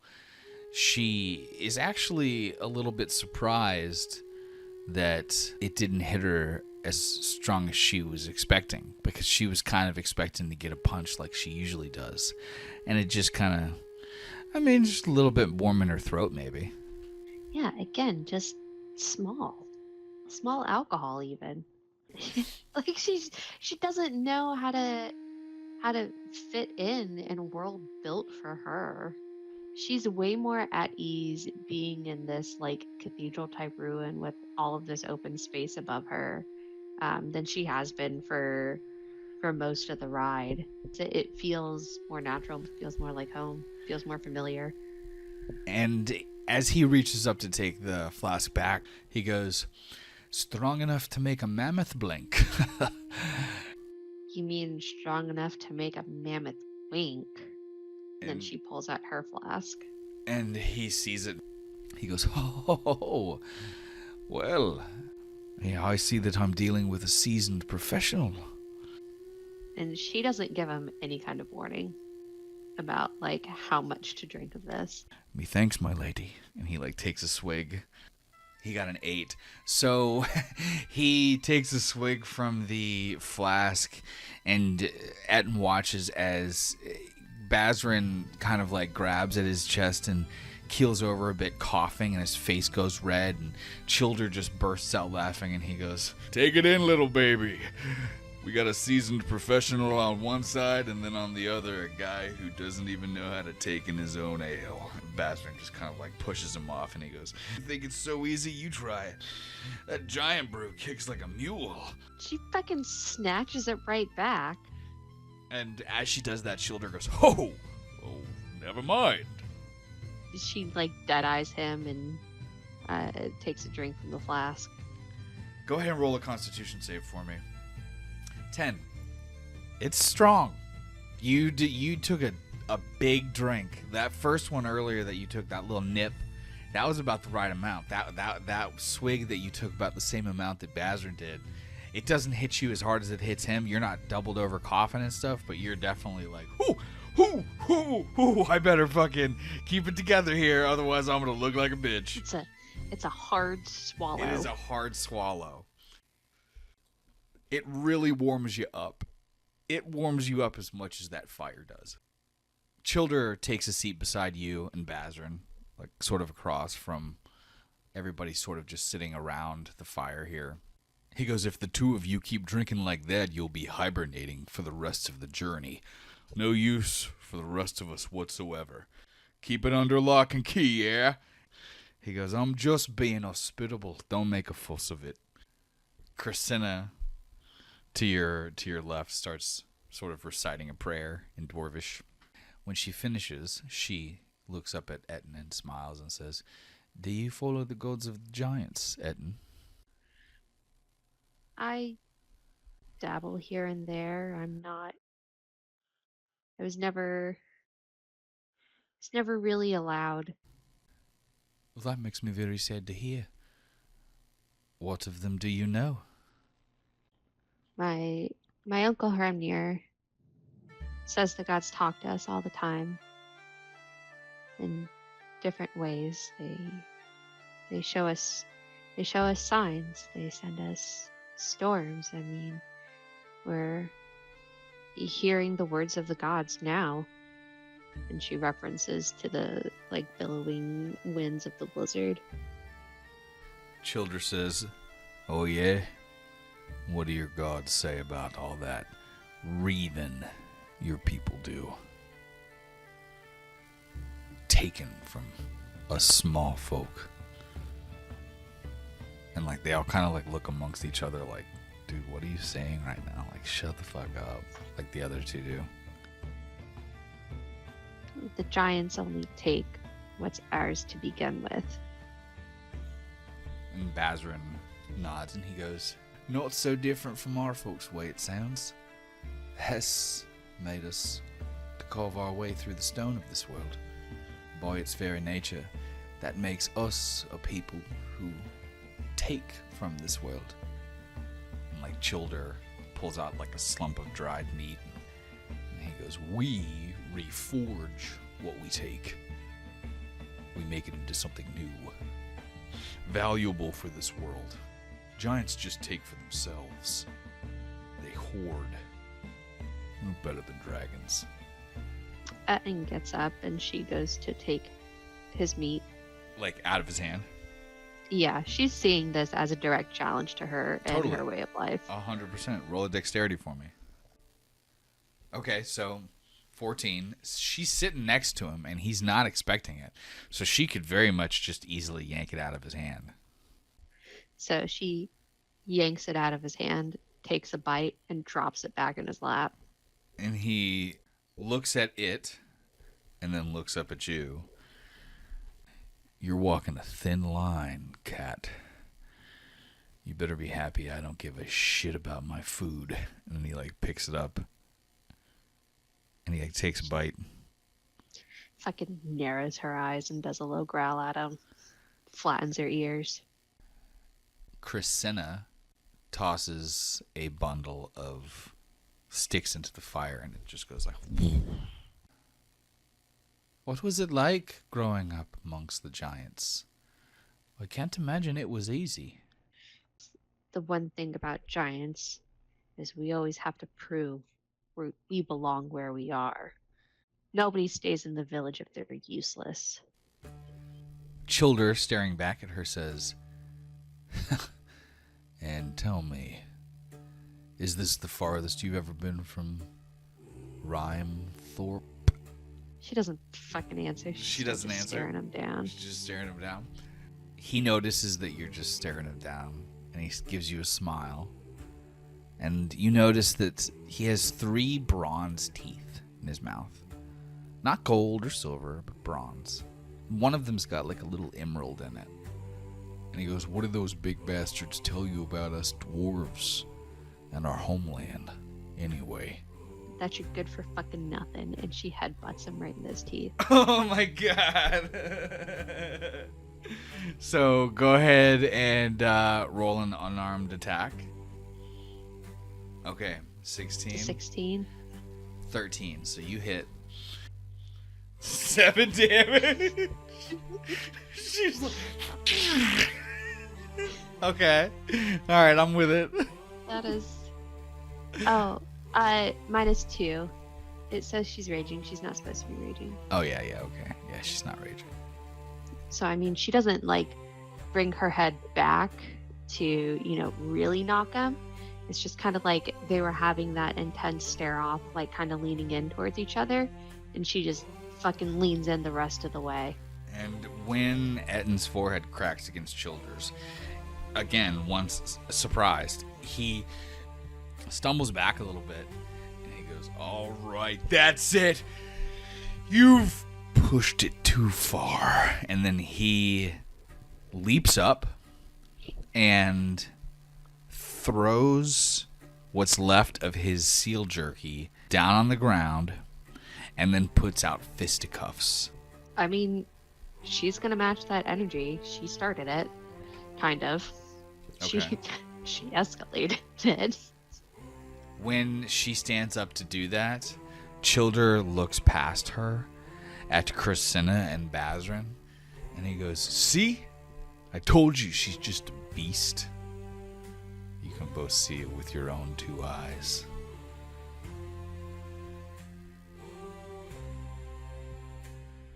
If he's gonna call her a beast, then guess what she's gonna be? I don't know what. She's gonna jump on him to tackle him to the ground. Okay, so like a grapple type deal. Yeah. Go ahead and roll a strength then. 7. Ooh, I don't know about that. Let's see what he did. Let's see what old Childer get. He's actually not that old. Oh, this motherfucker's got dog shit. He shouldn't have picked a fight. 15 though. Okay. Yeah. So when she tries to tackle him, he, like I said, had fisticuffs out. He was ready to box. So yeah, as she charges towards him, he just fucking like steps out of the way, and she just fucking slides across the icy floor too fast, like right past him. Okay, let's roll initiative. As she slides past him, 11. You got an 11. He got an 8. Okay, so you go first. As she slides, she's going to run back up to him, and she's gonna throw a fist this time. 22. Well, his AC is 13, so she very much hits him. 5 damage. All right, so she's done 13 so far. Where does she punch him? In the nose. Is it like a bop, or does she like fucking bury it? I guess it'd be like a bop. He just reaches up and grabs his nose and like stumbles backwards, almost stepping into the fire. Both Bazrin and Christina are like, "Children, watch out!" And he like kind of like dodges and weaves to get around the fire. Let me roll a dexterity for him. 14? Okay. So he pretty much like steps to the side of the fire at the last second and like reaches up and grabs his nose. And there's blood coming out of it. And he's staring at Ettin. You've got a bit of an attitude, don't you, cat? And then he charges back at you and tries to punch you in the face as well. Oh, well, he got a 3. So he got a 2. He got a 2 plus 1. So like massive whiff. But again, he's kind of all caught off guard right now because you just kind of like came at him, and then he almost fell into the fire. So yeah, he got a fucking 3. It's your turn. Straight fucking bobbing and weaving. She goes to throw her backhand. Oh, yep. That hit him at 19. That's a fucking hit. All right, roll that damage. Another 5. As she ducks out of the way to miss his hit, she comes back at him with her backhand and hits him right on the jaw. When she hits him on the jaw, he stumbles backwards. Again, almost to fall into the fire. See if he's lucky 2 in a row here. 18. Very, very successful. So he this time stumbles backwards into Bazran, and Bazran kind of catches him and pushes him off to the side and steps in between the two of you. Can the two of you please stop fighting over your egos? I'm not really interested in a dramatic night after the day we've just had. It's been long. Can we agree on that? He looks between Ettin and Childer. And he goes, I know spirits are high and tensions are tough, but please, just take your seats, eat some cheese, and maybe the two of you can just shut the fuck up while Corsina gives us a song for a while. Ettin's still fucking bristly, and she goes, you had enough, dwarf? And when she says that, roll a insight for me. She sees that, with that 14, she sees that when she says it with that much sort of kind of hate and anger, that she not only kind of offends him, but she also offends Corsina and Bazran, who are also dwarves. Man, she don't fucking care. I mean, Varg's about to be right about them. She comes back like, I killed all the dwarves, guys. I know you sent me on this mission, but all those dwarves are dead. We need to leave them. Everyone get in the caravans. We out. Yeah. All right. When she says that, he says to the others, "Well, we are just supposed to keep her occupied, so this is the best way to do it." And then he charges and leaps on top of you. Wait, what? We're just supposed to keep her occupied? That is a 9. He absolutely missed. What happens?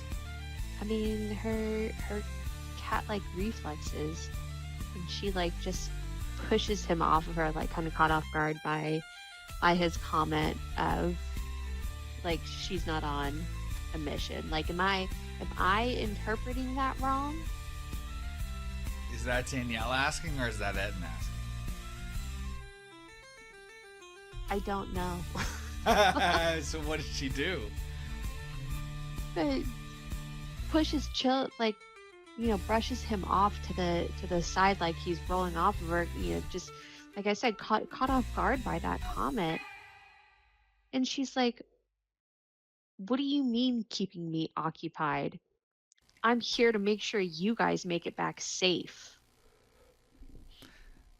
Bazran stands up and closes his eyes and sighs and goes, damn the gods, Childer.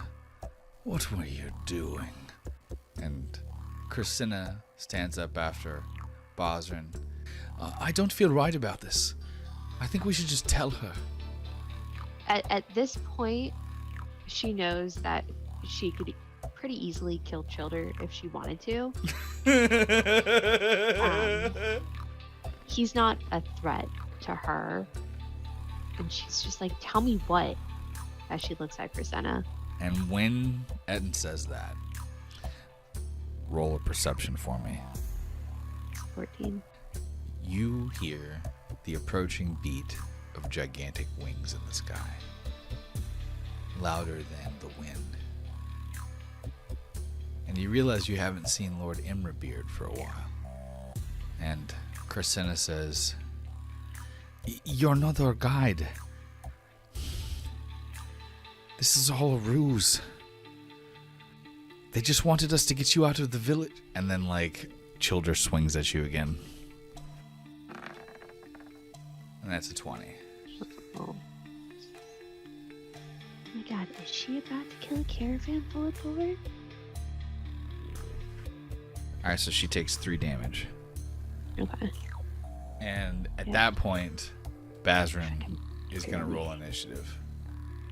she's about to kill this fucking caravan. She is. She's gonna do it. That would be the order. It would be you, then Childer, then Bazrin, and technically Christina hasn't yet gotten involved, though she might. Childer went last. Bazrin is going to swing that warhammer of his right at your knee. Knee capper. Got an 11. So yeah, he fails. He doesn't hit you. It's your turn. I'm sad about Bazrin, man. Yeah, why is he doing this? She's gonna take out her great axe and start going to town on Childer. Go for it. Yeah, that hits. That hits. Roll the damage. Yeah, that puts him to 0. So he's not dead, but go ahead and describe how you absolutely take him out of the fight. So she's not like 100% sure what's going on. Totally. She doesn't go for the sharp side of her axe right now. She uses more like the side of it to fucking hit him upside the head, knock him out, like frying pan style. Yeah, he's down. He, face down. He hits the cold, icy stone hard, breaks his nose, like unconscious. You had already fucked his nose up, but he's not doing good. He's out of the count, which means it is Bazrin's turn. And Bazrin just says, I actually really kind of like you. Sorry about this. And then he swings the warhammer again to try to knock you out. Oh my god, that's a fucking 20. Oh, it's a nat 20? It's a nat 20. Should blip. Alright, so crit damage. Let's see what we get here. And is she in a rage right now or no? No. 13 damage. So he says that, like, I'm kind of like, I'm sorry about this. And then he steps over the unconscious body of Childer and just swings the warhammer with both hands into Ettin's left hip, and just like knocks you sort of like off of your axis, sending you sort of like sidestepping to the side. Roll a dexterity for me to see if you can stay upright. Would this be a saving throw? For sure. Yeah. Oh yeah, absolutely, you're up. And Christina kind of just covers her eyes. She's like, I can't watch this. I don't want to be a part of this. I'm sorry, Ettin. And she like turns and runs off towards the opening. And just so you know, that is the only exit. The back of the relic has all sort of crumbled in. So where there were doors is just covered in piles of rubble. I mean, she's not going to try and get out. She's going to yell at him, I was almost starting to like you too, and she's going to go into a rage. Ooh. 16? No, I'm sorry. His AC is 18. That is not a hit. Oh. And he shouts back at Christina as she's leaving. Tell Imrabeard keeping her busy took on a whole different name of expectation. I thought we were just going to have a conversation. And then he fucking swings the warhammer back at you. But goddamn Childer and his ego, and you and your ego. You got a 9, missing horribly. And it just like whiffs past Ettin's face, like a foot away. All he had to do was sit down. And she takes another swing towards him. I don't even know what's going on. They sold you out, my dear. The giants are trying to get rid of you. Some deal made with our lord. What was Bjorn's father's name again? Elaine. Yeah.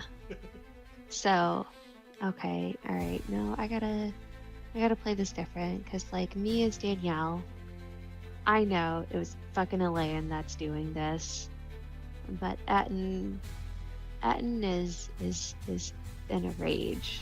So she's just gonna keep trying to attack him. If he's gonna keep attacking her, she's gonna keep attacking him. Okay. And that's a fucking crit. Woo! Damn. We're just throwing 20s at each other tonight. Yeah. Okay, all right, 13. After that hit that he dealt her, she's definitely flipped her axe around using the sharp side. Oh yeah, he got her good on that one. Where does she strike him? Like, how does she hit him with this hit here that she just got? In one of his arms. Okay. When she slashes him across the arm, he kind of howls out, "Damn!" And then he leaps backwards towards the door. Okay. So if he steps away from her like that, then she's going to get an attack of opportunity. She is. 16. No. He's got an 18, so no. So she's just like slashing that axe at him as he's backing away from her. He swings it up almost to like sort of block her great axe, like they were as if they were swinging swords at each other to try to knock it out of your hand. 14 misses. Yeah, she's just going to swing at him again. I mean, she's done trying to talk. And as she swings at him again, he shouts out like, "It really is nothing personal." 11, miss. Yeah, y'all are whiffing. He's still trying to back up. He gives you another attack of opportunity trying to get towards the door. He realizes that like you are definitely, if not more dangerous than him, equally dangerous to him, and he's alone and shoulders down. And Crescenda ran away. And so as he backs up, sort of swinging the warhammer in front of you to like try to keep you at bay, he shouts, "Can I please get some help in here quickly? She's trying to kill me!" Another miss. Okay. They're just clanging swords or clanging axes. Just clanging warhammer. He swings it again at you. 11, that's another miss. Oh my gosh. Okay. You guys are like equally matched, and you're just like, every axe blow that you swing at him, he knocks away with the hammer, and every hammer swing he swings at you, you knock away with the axe. You guys are straight up sword fighting with a hammer and an axe. Now is when I feel like maybe leveling up would help. Yeah, I think maybe you're right.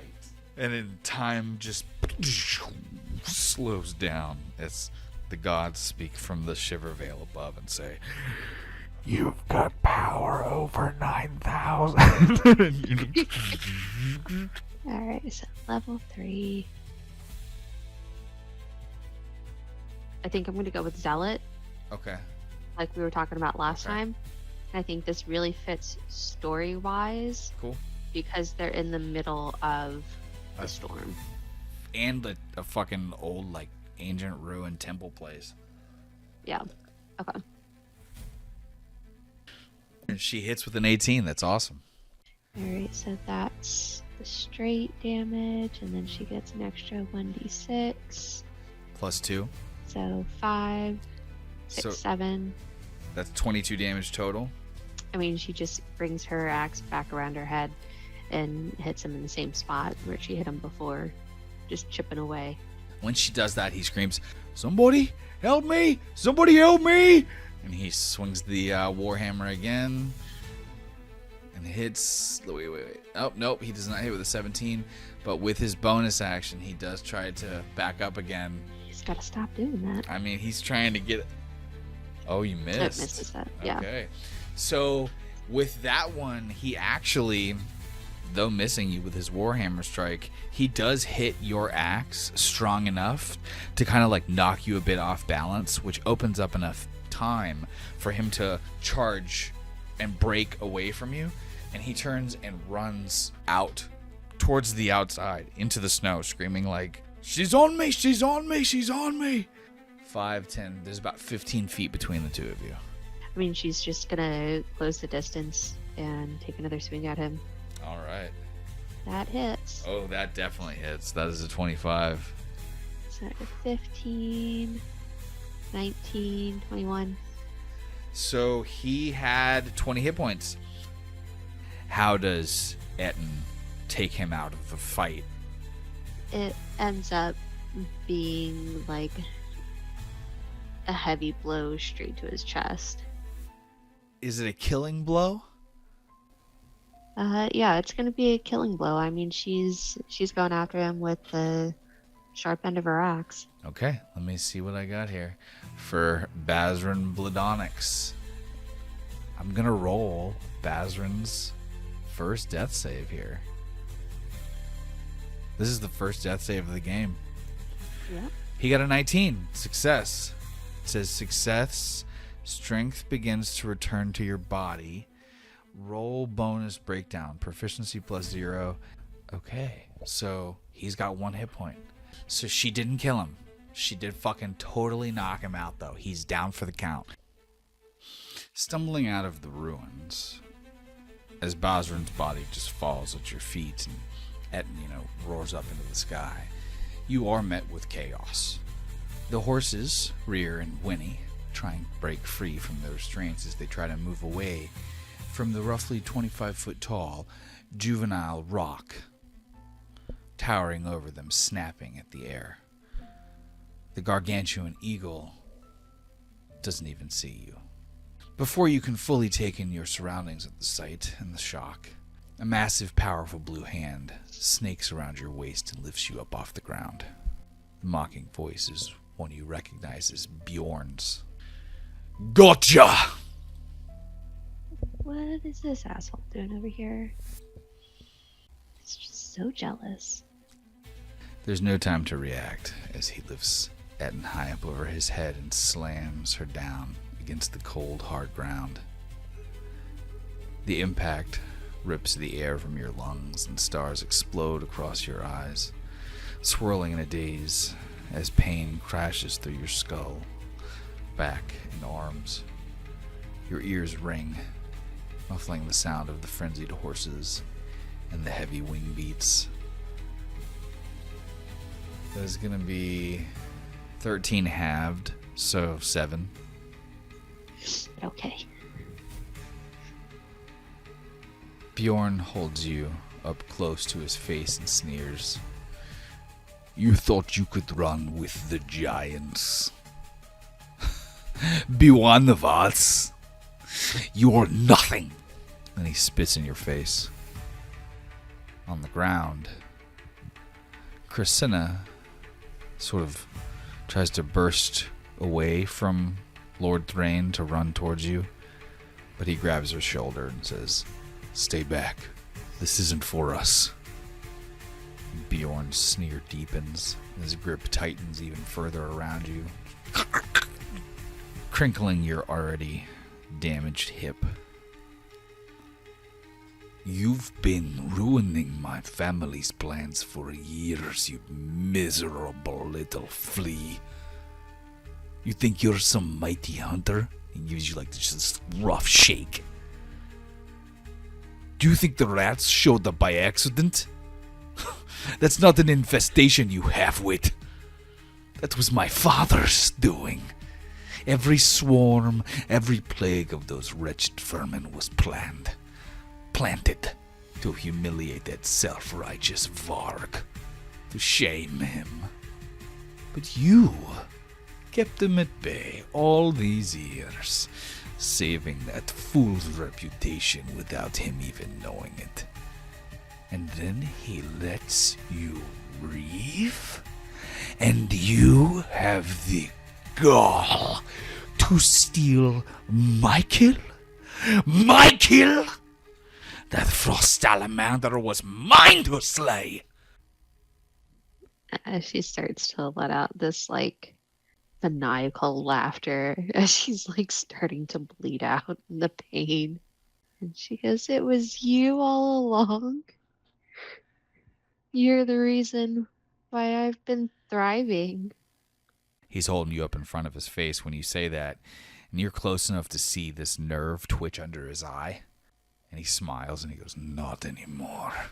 With you gone, Varg will fall like the rest. The Jarl and his son on their high thrones will fail to protect the village when the ratfolk rise. Only Bjorn, only Elaine, only the stone grips will be able to put an end to it. The village will be ours. And when it is, only then, moments before I put Varg to the blade and take his daughter for my own, will I whisper to him the truth of why you never returned home."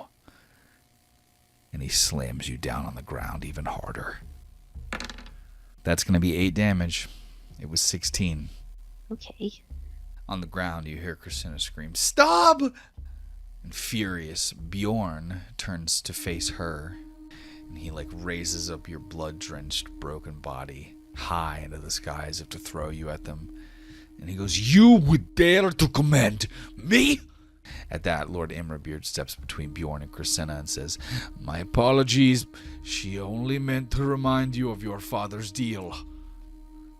Imrabeard ruffles around in one of his many kind of pouches and pulls out a scroll. And he goes, "In return for removing this," and he kind of motions up to you as you're just blood is soaking through Bjorn's fingers and dripping onto the snow. "Pest from the village. She belongs to me now. Your father signed her over to the NLCP. She is my property, and I intend to sell her. You've had your agreed upon sport. The deal was simple. Do not destroy what doesn't belong to you. Your father signed for it." Bjorn tightens you really, really hard. Squeezes you in his hand. Yeah, he just did 6 more damage to you. She's got 1 health left. And with the last of her breath, she says, "Hey Bjorn, you're nothing but a rat. And I'll exterminate you too." His face turns almost purple from his cheeks flushing so red, and he swings you out wide to swing your head down and basically smash your head like a fucking grape. And Imrabeard leaps out, puts his hands up and goes, "Your father's words bind you in his absence. Your name is Bjorn, correct?" Slowly Bjorn lowers you down closer to the ground. You can feel broken bones shifting in your arms and legs as he goes, "You know it is, dwarf." And Imrabeard, with his hands still up, goes, "Lay her down and go. Honor what was agreed on." And for a long moment, Bjorn's cold eyes remain fixed on the little dwarven lord. And then he drops you into the snow. "Stay away from Rhymethorpe. My father's business with you is over. If I ever see that miserable cat again, I will rip off your heads and make your families eat the stew I roasted them in." From your position, laying on your belly in the snow, you watch Bjorn stride over to the young rock. Through fading, bloody vision, after he heaves himself into the saddle, the massive bird takes flight, with a thunderous beat of its wings strong enough to roll you onto your back. Gazing up towards the sky, a portion of the thick clouds part, and you see the Shiver Veil, glowing like a prismatic ribbon across the sky. She just stress purrs. And as your vision swims in and out, the figures of the dwarves wavering over you, shouting amongst each other, blurred by pain and frost, your thoughts begin to dissolve into fragments, slipping away from your grasp like water over cracked stone. And in the heavy silence of the growing dark, memories drift to the surface.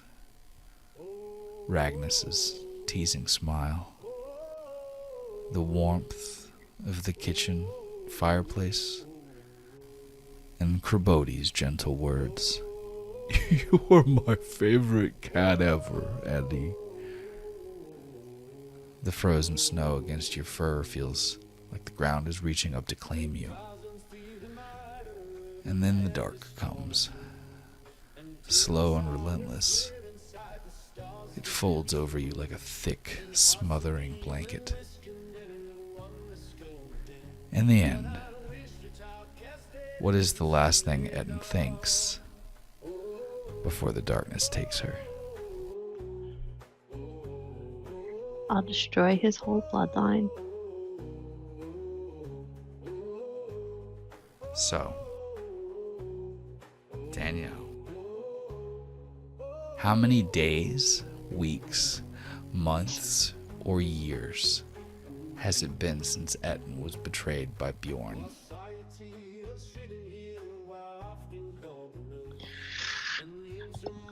Oh, 3 months? Okay. 3 months later. The air is thick with the scent of sweat and blood. It is raw and metallic, and it clings to Ettin's throat. You sit on the hard-packed dirt floor of your cell, back pressed against the jagged stone wall that digs into your spine. Ettin's gaze drops to her wrists, where thick iron cuffs bite into her fur, a constant reminder of her captivity. The once fierce fire in her eyes has been replaced by a hard, smoldering ember. She closes her eyes for a moment, focusing on the faint, cold memory of her last days in Rhymethorpe, longing for the sting of snow on her nose. Suddenly, the clatter of keys echoes down the dim corridor.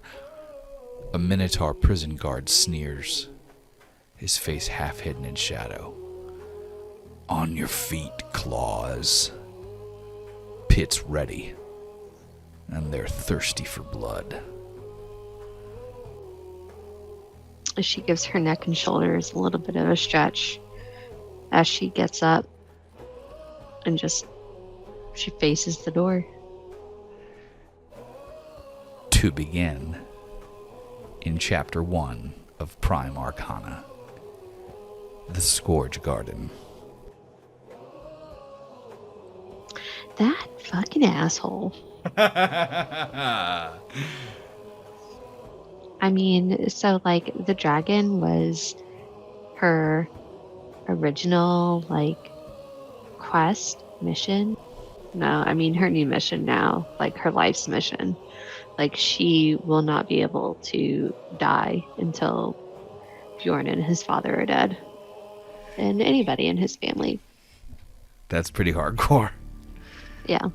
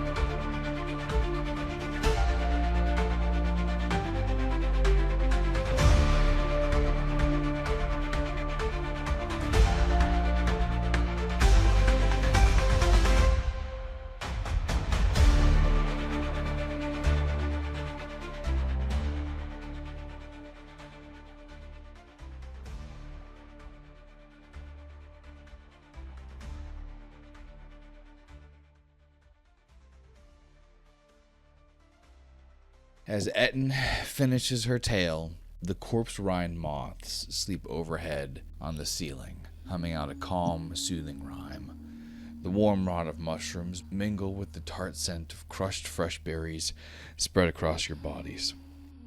The chaos outside feels like another life now, distant and unimportant in this frozen pocket of forgotten refuge. Kepul hangs his head on the next bed over, tears streaming silently down his face, dripping on the dirty blanket. Across the room, Them and Nikki watch Ettin with a wary, judgmental eye. Skogul. Ettin sits on the bed beside you, and you can still see the matted blood around her neck and shoulder. Her story is fresh in the air. She hasn't looked up at you since finishing. Her wounds are open and raw. She's still bleeding, both through the poultices and deep within her soul. She's not alone, is she? You've been bleeding just like this for a very long time. Looking at her now, so much smaller than you, what do you see? If I hadn't heard that story, I don't think he would have any compassion for her at all after what's transpired. Yeah, so looking at her sitting beside him, knowing that even he is smaller than what she's used to, he speaks for the first time to her since they left Monster Manuel, and he just goes, "We're not so different, you and I." After saying that, he leans back up against the stone wall. This 16-year-old girl, a child, has faced the trauma that most her age will be torn by. You, unfortunately, weren't as lucky. You are no different than her. These tales of the mountains, of the ice, of frost giants and salamanders and reavers and rocks, it's the most you've openly talked about your people in decades. You can't help it. You're physically and emotionally broken already, and as the emotions start flooding in, so too do the memories. As our imaginary camera pushes in on Skogul's tired, wilderness-warm face, covered in nicks and scars, the wrinkles of time begin to fade, reversing back to when you weren't a scourge-tainted loner, riddled with loss and pain. 35 years ago. 16-year-old Skogul Wildstone opens his eyes as he shoots up in bed, shaken from a terrible dream. Your breath hitches, but the fear that clings in your chest evaporates under the soft, amber glow of morning sun filtering through ice-thick windows. Above your head, dangling from frost-glazed rafters, dozens of wooden talismans sway gently on leather cords and sinew threads. You're laying on a thick pile of dire lamb wool sheets, soft but coarse, and you're sunken into the bed frame. 2 other beds line the wall across from you, both empty. A breeze shivers through the high vents, carrying the distant sound of goats bleating from paddocks outside. Skogul exhales slowly.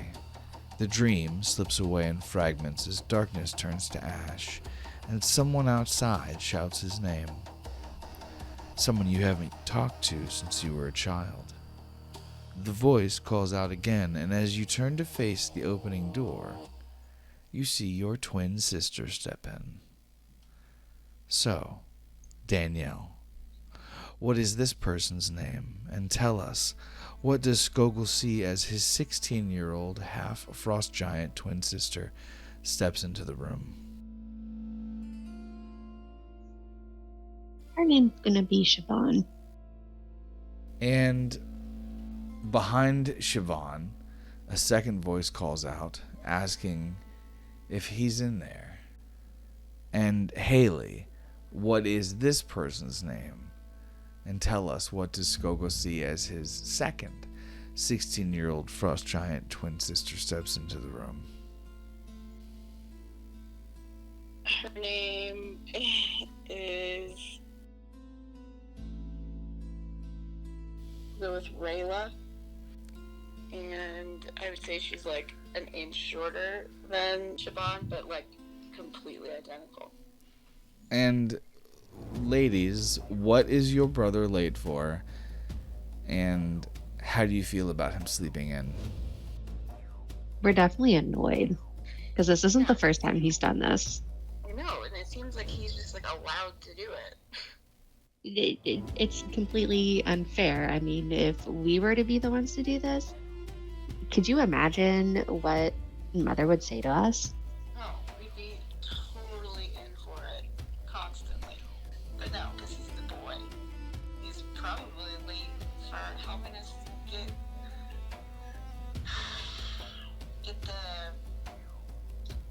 the wood started, gathering the wood, getting the animals ready in the morning, just all of the chores. Just everything. We always have to do the chores. Before he's even gotten up. And what does Skogul say and or do in response as his sisters tear into the room in a flurry, shouting at him to get up and start the day?